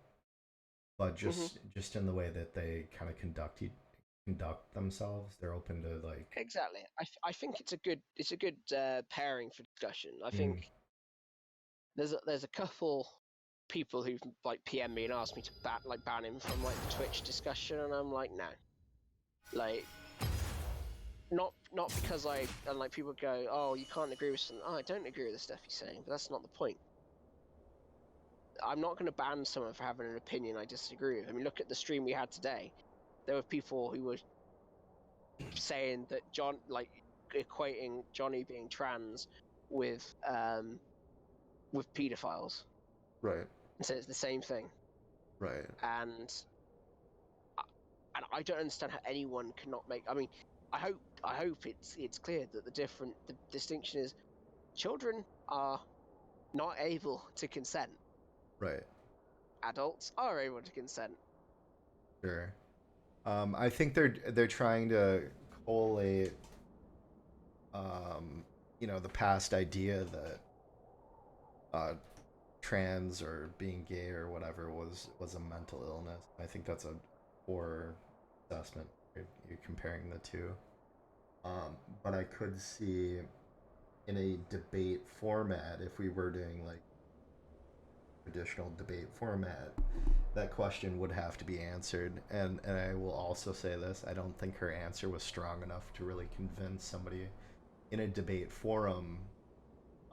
That Yeah, you I know what I said mean? that to her. We had a little chat after the stream, and I said to her that I didn't think.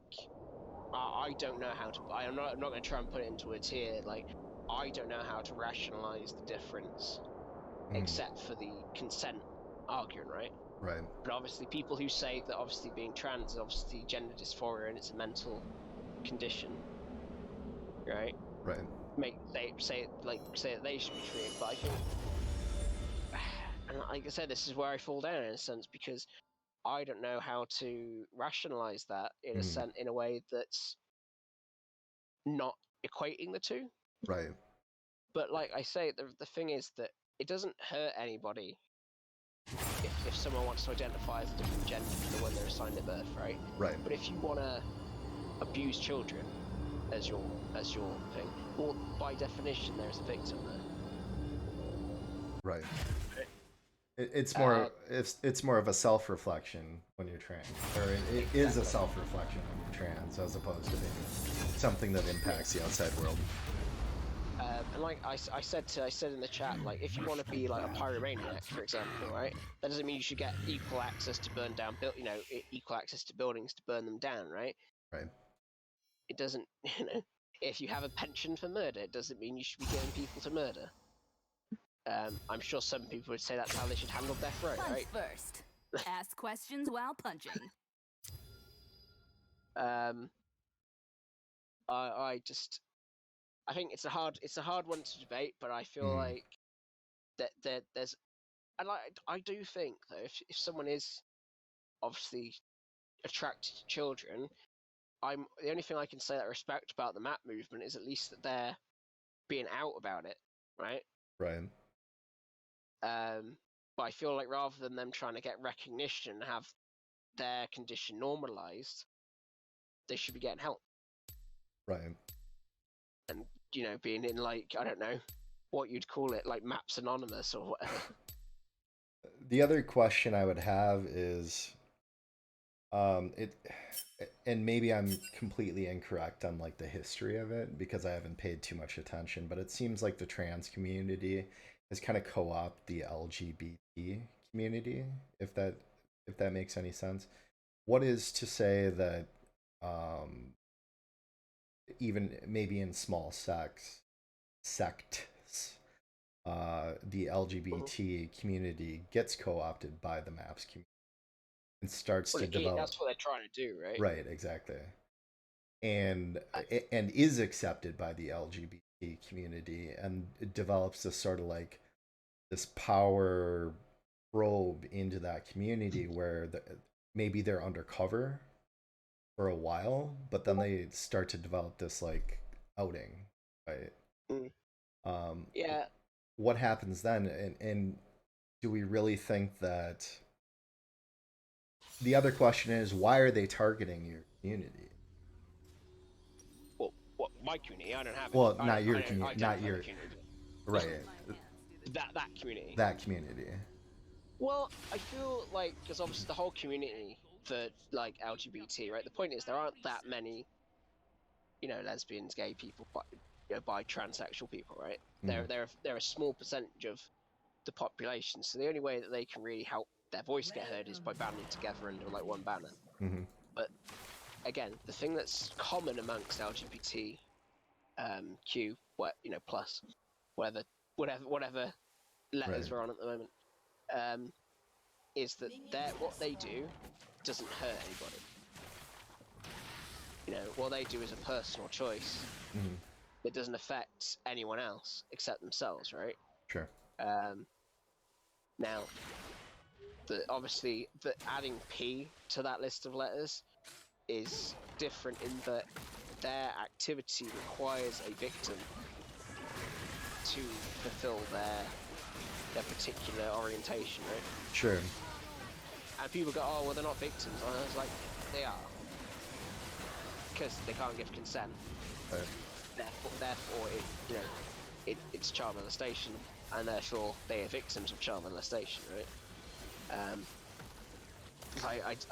It's just, I've seen, like a few years ago, I remember hearing when it was starting to appear on Tumblr, it sort of came up on Twitter for a while, like these people, and just some of the stuff they were saying, like there was like this dude who wrote a blog about how much it hurts that you'll see like a kid in McDonald's, and like he wants to like say hello and see if he wants to like come back to his house and watch Pixar movies with him and just hang out.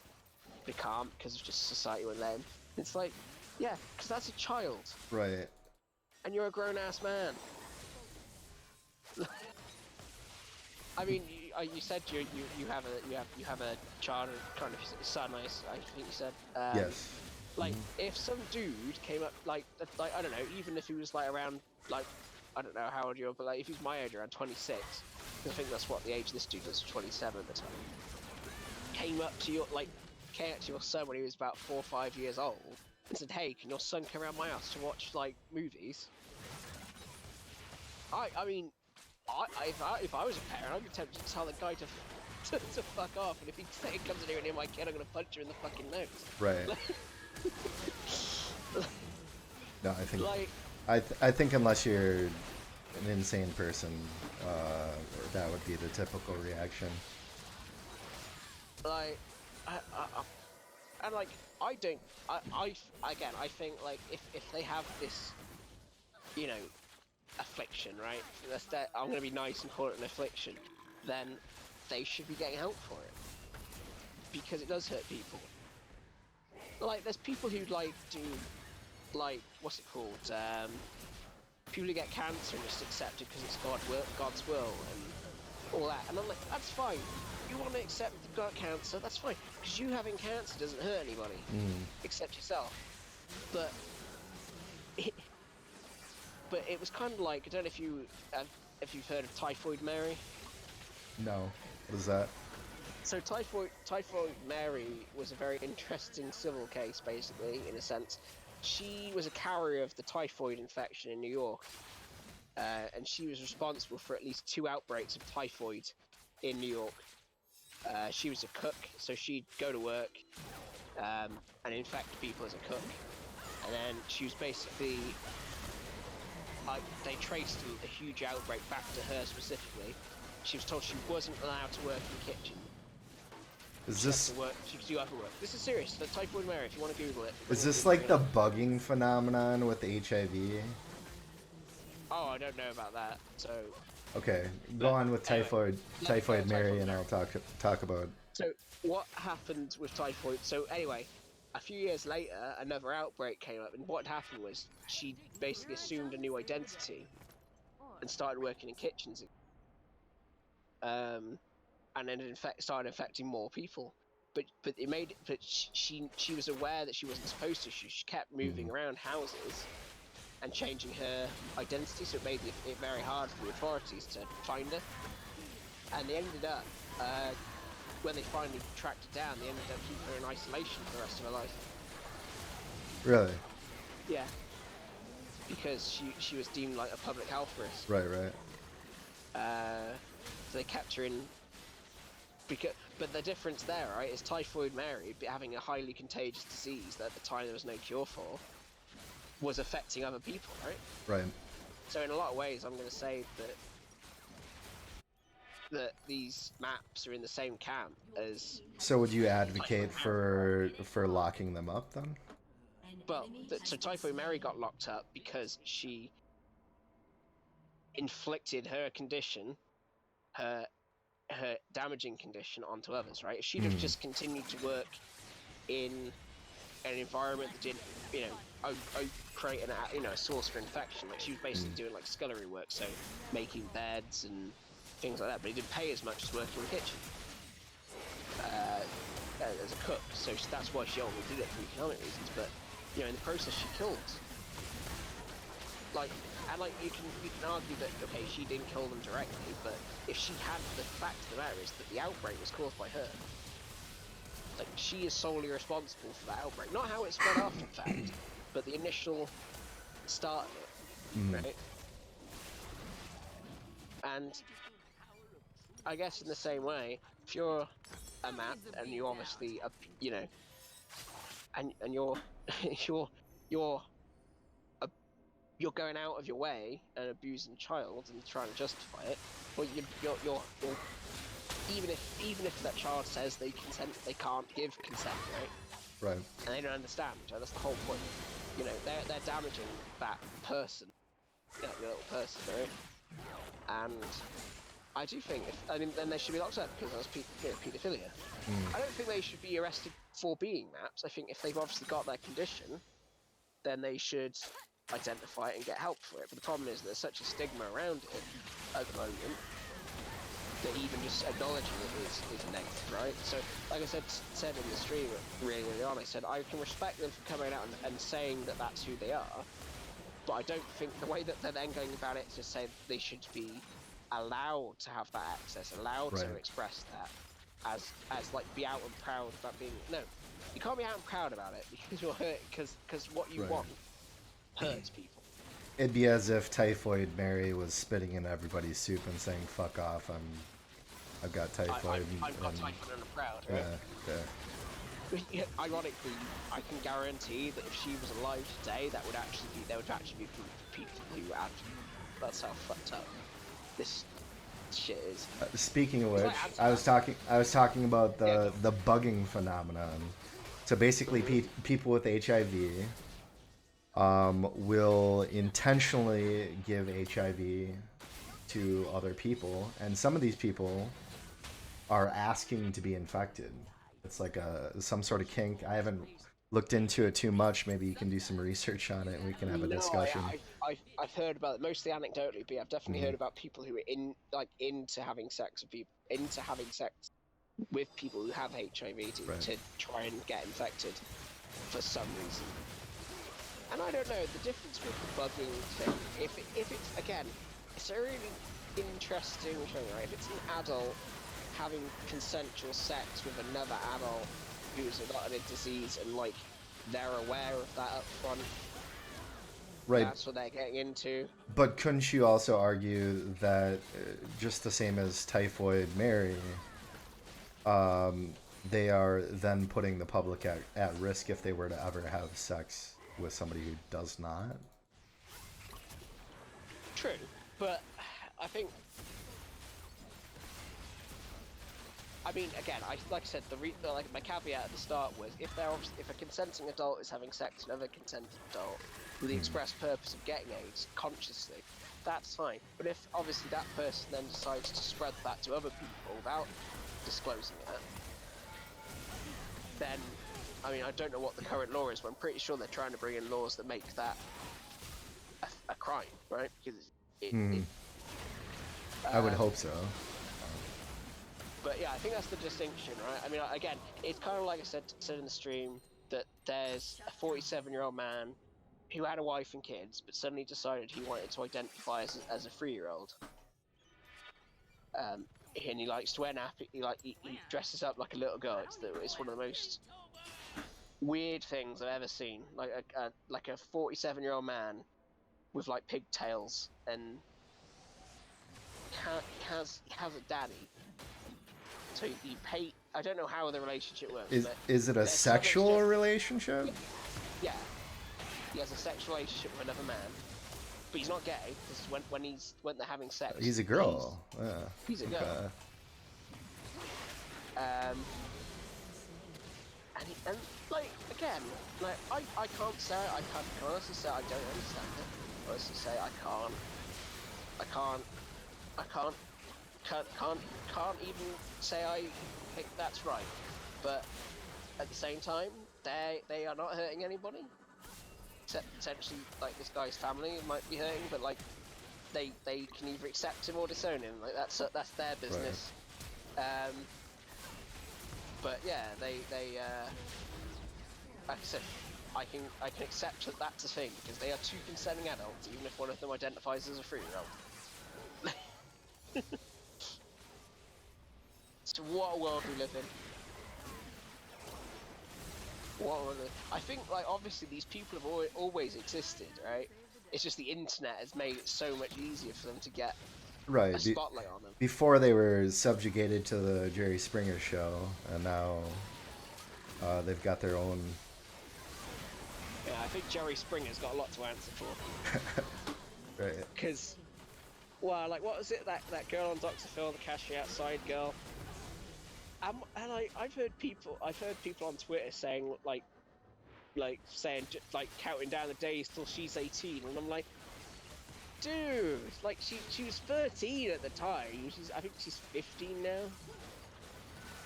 and it's like she did a rap video a few years ago. I don't know if you heard about that. You know the girl I'm on about. Yeah. Yeah. She's got a rap video out. I found out, which again is interesting. Like, I mean, I can't imagine it's good. Oh, I don't think it was very good either. Like, I didn't understand why it was appearing on my Twitter feed so much until I googled the artist's name and I was like, oh, that's the Cash Me Outside girl's real name. Okay, that's cool to know.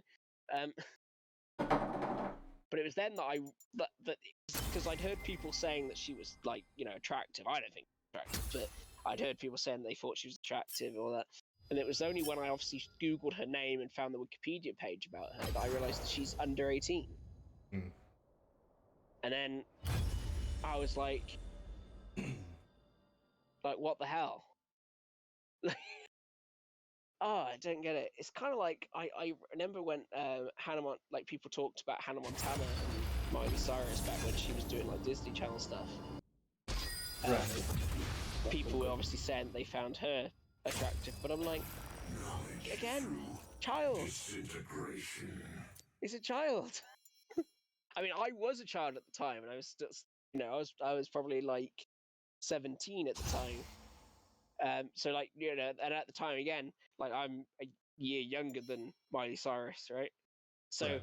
when I was a kid growing up and I found Miley Cyrus attractive, that was fine, right? But if I go and watch Disney Channel now and see a rerun and find her attractive, there's a problem. Fair Do you know what I mean? Yeah, I gotcha. I need some water. Be right back. Yeah, I need something too.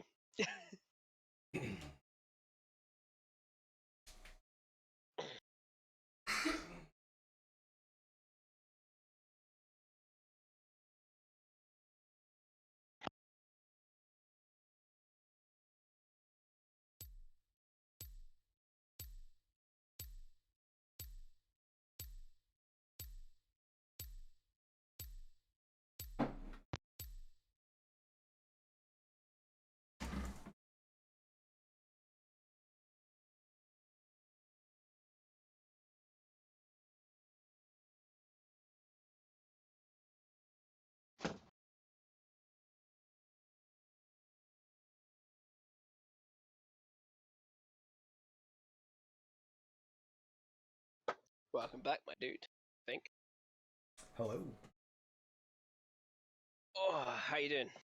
Got your water? Mm-hmm. I think I'll play another game and then we'll probably cut the stream. Gotta make Yeah, some it's dinner cool. and shit. Yeah, I had a little nap earlier, otherwise I'd have probably gone to bed an hour ago. But yeah, I mean that was a very heavy stream tonight, and I don't know how. Like I said, I couldn't believe the amount of people that were obviously advocating for it. Right. Consider it. It could have been like a troll situation though too, or it I, could be I, like not necessarily somebody who advocates for it, but who could see some merit mm, in a portion of the argument. there's a couple people in Johnny's chat who come up quite frequently that um that really can't pass the fact that Johnny's um non-binary. Right. Like they just can't. They can't understand it in their heads. They ask some weird questions. Right. Their whole And I'm, purpose is just to destroy that part of her. or to take everything back to it. Hmm. Um, like not just Johnny, but I see a lot of like non-binary people and trans people just go, "Oh, why would you want to like transition? You're really attractive." Well, that's not what it's about, right? Hmm. Like women, like someone doesn't want to look like another gender to be more attractive. I think that, again, I guess their logic is that when men want to look like women, it's because they want to look attractive, right? Whereas when a woman wants to look like a man, that must mean that she thinks she's not attractive. I guess is their logic, right? I'm just trying to put my head in there, Yeah, my I don't mind in know. their head, I, or their head.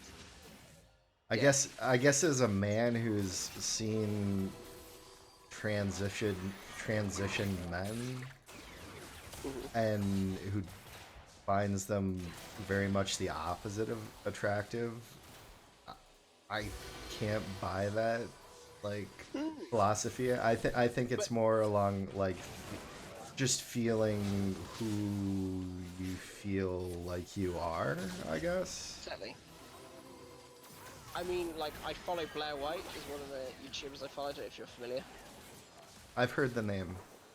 Well, Blair White's a trans woman, and like one of her main comments she gets from people is, "I find you hot. Does that make me gay?" Well, no, right? Because you're attracted to a trans woman. Which, Right. I mean, there's a whole other sexuality for people who are specifically and exclusively attracted to trans women, right? Right. But if you're attracted to the Blair White you can see on camera, right? She's physically appears to be female, right? Right, gotcha. So if you're attracted to her the way you see her, then you're not gay. You're attracted to her feminine features, Right. right? Blair White, doesn't she have like beauty, like she makes makeup or something along those lines? Is that who I'm thinking of? No, you might be thinking of Eden the Doll. Not sure. There's another trans woman who does a lot of makeup tutorials and things like that. Blair White quite often collabs with her, so you might have seen her like some crossover. But no, Blair's kind of a conservative trans woman. So generally, like obviously she's pro LGBT trans rights, but she's kind of also anti the social justice warrior rhetoric, right? Gotcha. She's also against some trans people who say things like it's transphobic. Like you're transphobic if you won't date me. Is what one trans woman said about. Gotcha. Like so, basically saying that if you won't date me because I'm trans, then you're transphobic. And it's like, well, no, because like I'll be honest, if I'm interested in women, I'm not interested in someone who looks like a woman but has a penis. Right. Like You, that you're not and into that's handling the extra baggage. I gotcha. yeah, like and they're like, oh well, if it's love, right? I have to, love doesn't just happen like off the cuff, right? It's something that has to develop, right? Right. And like, if I can't, like, and that's if you like, you can say that's my problem, right? But it's still a problem, right? The fact that I have a problem accepting the fact that that person has a penis is my problem. I'll wholly admit that, but it's still a problem that I have, right? Right. But but I don't think it's fair to just say that I should get over it because that's my orientation, right? Right. Like that would be the same. It's the counter argument to their argument. You know what I mean? Exactly. Like, My orientation is straight as far as like so far. Like maybe there's a dude that's gonna come along and change my mind. But so far, it's 100% woman for me. Do you know what though? I mean, if I did meet a trans woman that I really liked, and I couldn't tell, and then I found out that she was trans, I'd be more disappointed than anything else. right. Like, but and I don't know what I'd do in that situation. I mean, that's why they're called traps, right? But that's how I'd probably feel, right? Like I've been sort of trapped into this now. Because I got this emotional connection with someone, and can't, like, act on it in the way I'd want to. Because, like, yeah, I'm not into... I don't think I'd be into what they can offer in a physical sense. I wouldn't expect them to go through like the actual full transition, right? From what I gather, there's a lot of people who go through those transitions that have a lot of, even though they've gone through obviously transitions. I don't think I could handle it, even if, like, imagine Like some. cognitively, you mean? Yeah, yeah, exactly. Like, you might be able to. You might be an awesome person, whatever it may be. You might not have a dick at this point in time, but it's still like you still were a male at some point, right? So I don't know. I would prefer not to test the theory. No, exactly. Like I said, it was more just thinking about it as a thought experiment. Like, what would I do in that situation? Like I said, Right. I wouldn't go out of my way to put myself in that situation. The situation I found myself in, I'm just trying to think, how would I react to that? Like, even if they, but yeah, I think it's not so much that I have an inherent problem, but I feel like my brain would have some like cognizant disconnect where it couldn't quite get over that hurdle. Do you know what I mean? Yeah. Like it's not like I'm against it, like as in morally. It's Right. more like my brain won't accept this. Like it's just there's just something in my logic center of my brain that just can't like relate, can't collate this whole thing together.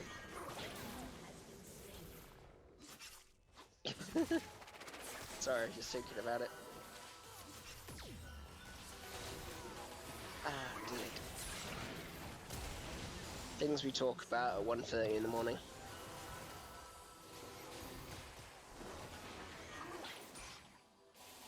We talked about nationalised railways that somehow has got into trans issues. How do we get here? I think it's good though. Oh no, definitely good. And like I said, this is what I kind of hope for with the podcast, right? Right. It's like going to be a format very similar to this, where we're talking about maybe it's like the only difference being it's a little bit more structured. That we've got a topic to start off with. You can do some research beforehand, that sort of thing, instead of just kind of jumping from one topic to the next. Exactly. We're gonna try and sort of the podcast is basically a week staggered, so we'll do 1 week. Will be Freed. He'll be taking the lead of doing a topic where he's the researcher, and I'll be kind of like the audience.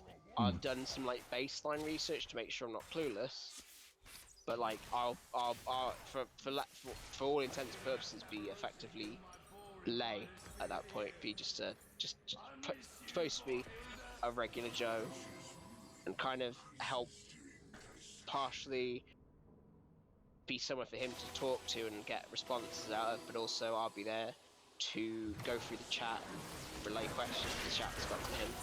Gotcha. And then so it's going to be almost in three phases. The first part's going to be almost like a bit of a monologue where he delivers what his thesis. His thesis, for lack of that word. Then I'll ask him some, and I might jump in and ask some questions from time to time. Then we're going to have a more like discussion phase where it'll be more back and forth with the chat coming in. I mean, obviously topic dependent might have call-ins as well. At that stage. I think you're gonna hit a good market. There's not many there's not much on Twitch at least that I've seen in that format. Well, I hope so. And I'm gonna. What we're hoping to do is take the live VODs of the VOD, and edit it down for YouTube as a straight video. And we'll probably have 2 YouTube channels. Like one YouTube channel, we just upload the sort of the raw VOD with all the foibles in, all the random shit, and then hopefully a more curated one, which is more of a like. This is the version. This is the definitive version, if you like, of that particular podcast. These are the this is the raw. This is the raw file that led to this. So that's the plan anyway.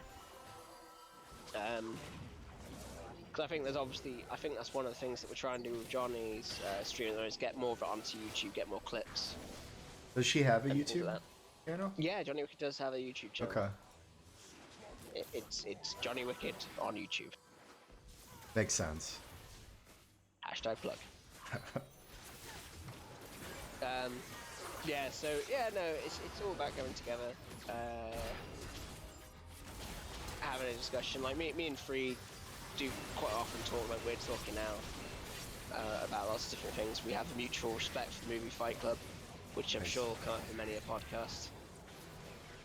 It's amazing how many things I can connect back to Fight Club if I really try. We're also going to have a drinking game involved in the podcast. Freed's German, so there's always German jokes. Do you think he'll outdrink you? I don't know. Well, I don't know. Well, it's more for the audience participation, right? Sure. Yes, audience participation. That will be a drinking game. So like, follows for drinks, that sort of thing, or how's that gonna work? Maybe we're gonna do it on a Saturday afternoon, so there's no reason why. We can't drink. Just get fucking smashed and talk about the most obscure shit. Like the street, like I said, we're hoping that there's about an hour of content. Right, so the stream might go on longer, but in actual content, we try and stream it, strip it down for YouTube. We hope there to be at least 30 minutes and hopefully an hour of content to sort of have. So yeah, if we're drinking, if we end up streaming for 2.5 hours with a lot of crap in there and we're drinking throughout it, it could be very interesting. Could be a very interesting podcast. Somebody raids you and you have to drink like 30 shots in a go. Yeah, I feel like, oh god, I feel like we might get punished. Right. Right, I feel, yeah, again, I think like, well, what I was gonna say is like the like, if we mention like, so we have a book, 120 Days of Sodom. I can't recommend looking it up, but if you have 5 minutes and want to be mentally disturbed, go find 120 Days of Sodom. It's a book that's in the public domain because it was written so long ago. But it's written by a French writer, and it's very graphic in its descriptions of a guy's sexual fantasies. And he'd probably be described as a map today, to be fair, considering some of the stuff he wrote about. So, yeah. It's not an informative book, but occasionally Freed likes to read like little excerpts from it as a way to creep me out. Okay. You should take quotes from the book and throw it up on stream from time to time. Maybe. But yeah, so the run of the rules is I'm not allowed to mention Brexit, and every time this is just a rule for our current chat we have, like not on the podcast. If I have mentioned Brexit word, he's allowed to read something from the book. Okay, I like that. So that'll probably, and then we're going to translate that into the podcast. So if I have to bring up Brexit because it's topical, then he's allowed to read from the book. And like I said, it's a public domain book because it's that old. So you can read from it as much as you like without it being in violation of TOS. You said it was French? Yes, it was written in French, but it has been translated into many languages. Because again, it's open source. And it's public domain, so it can be translated into any language. Ironic, so I don't know if you know Just Water in our Discord. Yeah, yep. Yeah, Water O'Clock on Twitch. Mm-hmm. He's Russian and he's got the language in Russian, in the book in Russian language. We've got Fried's German. He's read it in German and English. Cypex read it. I'm apparently the only person who's in that mod group that hasn't read it. I don't know if I want to ask. What is it called again? 120 Days of Sodom.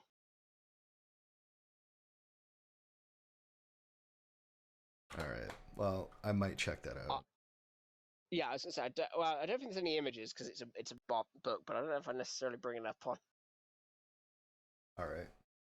What's it say in the little blurb at the top there for the Wikipedia excerpt there? Wikipedia 120 Days of Sodom, or School of Libertinage. Is that right? Libertine? Libertine, I think. Yeah. But the novel by French writer nobleman Dantien Alphonse Francois, right? Described as both pornographic and erotic. It was written in 1785. You've cut out, my dude. I said, let's start from the beginning. 120 Days of Sodom, School of Libertine, described as both a pornographic and... Hello? Yep. Are you still there? Hello? Mic check. So it's gone wrong. Hang on.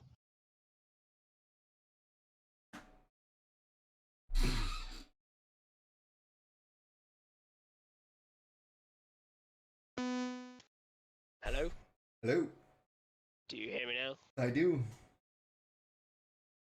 Alright, described as both pornographic and erotic, written in 1785, tells the story of a wealthy male... Well, I can't hear you in Discord, but I can hear you on the stream. The fuck?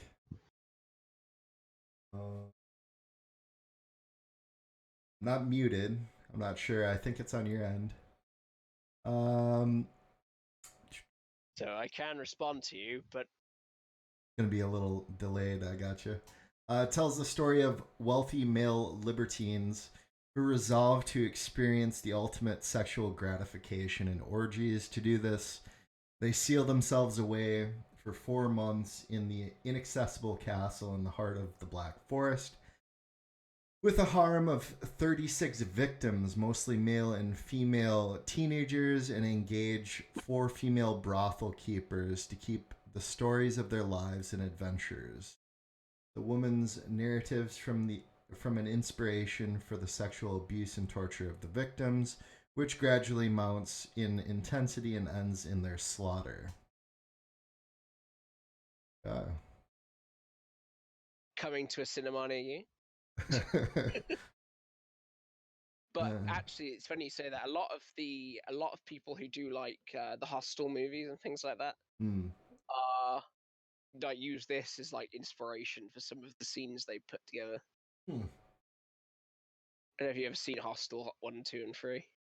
I think I've seen the first one. The first one's really good. Apparently, the guy who wrote The Human Centipede read this book and was part of where he got his ideas from. Okay. So like he contributes a number of sources, but this is one of them. Gotcha. Huh. I haven't seen Human Centipede. As soon as I heard the, kind of turned off to the idea. I did see. I think there was a mention in South Park or something. Some other Human pop Centipede. culture. Yes. There we go. Why won't it read?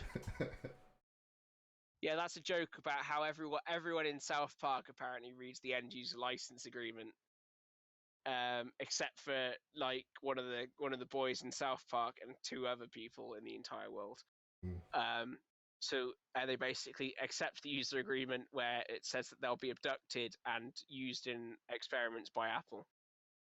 So they get abducted and turned into the human Sentai pad.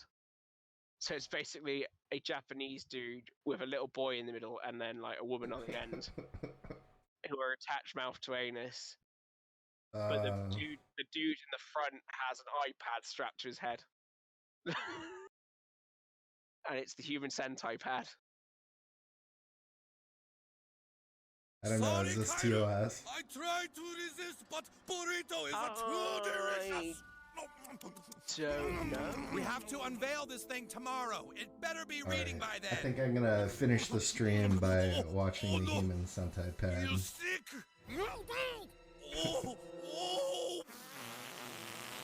What?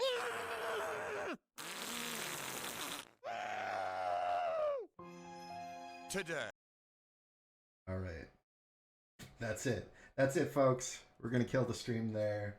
If you enjoyed the 120 days of Sodom, the various conversations that we've had, check me out on twitch.tv/QBucks, also on YouTube. Alright, we'll see you. Thanks, Brooksy. No problem, my dude. Take care.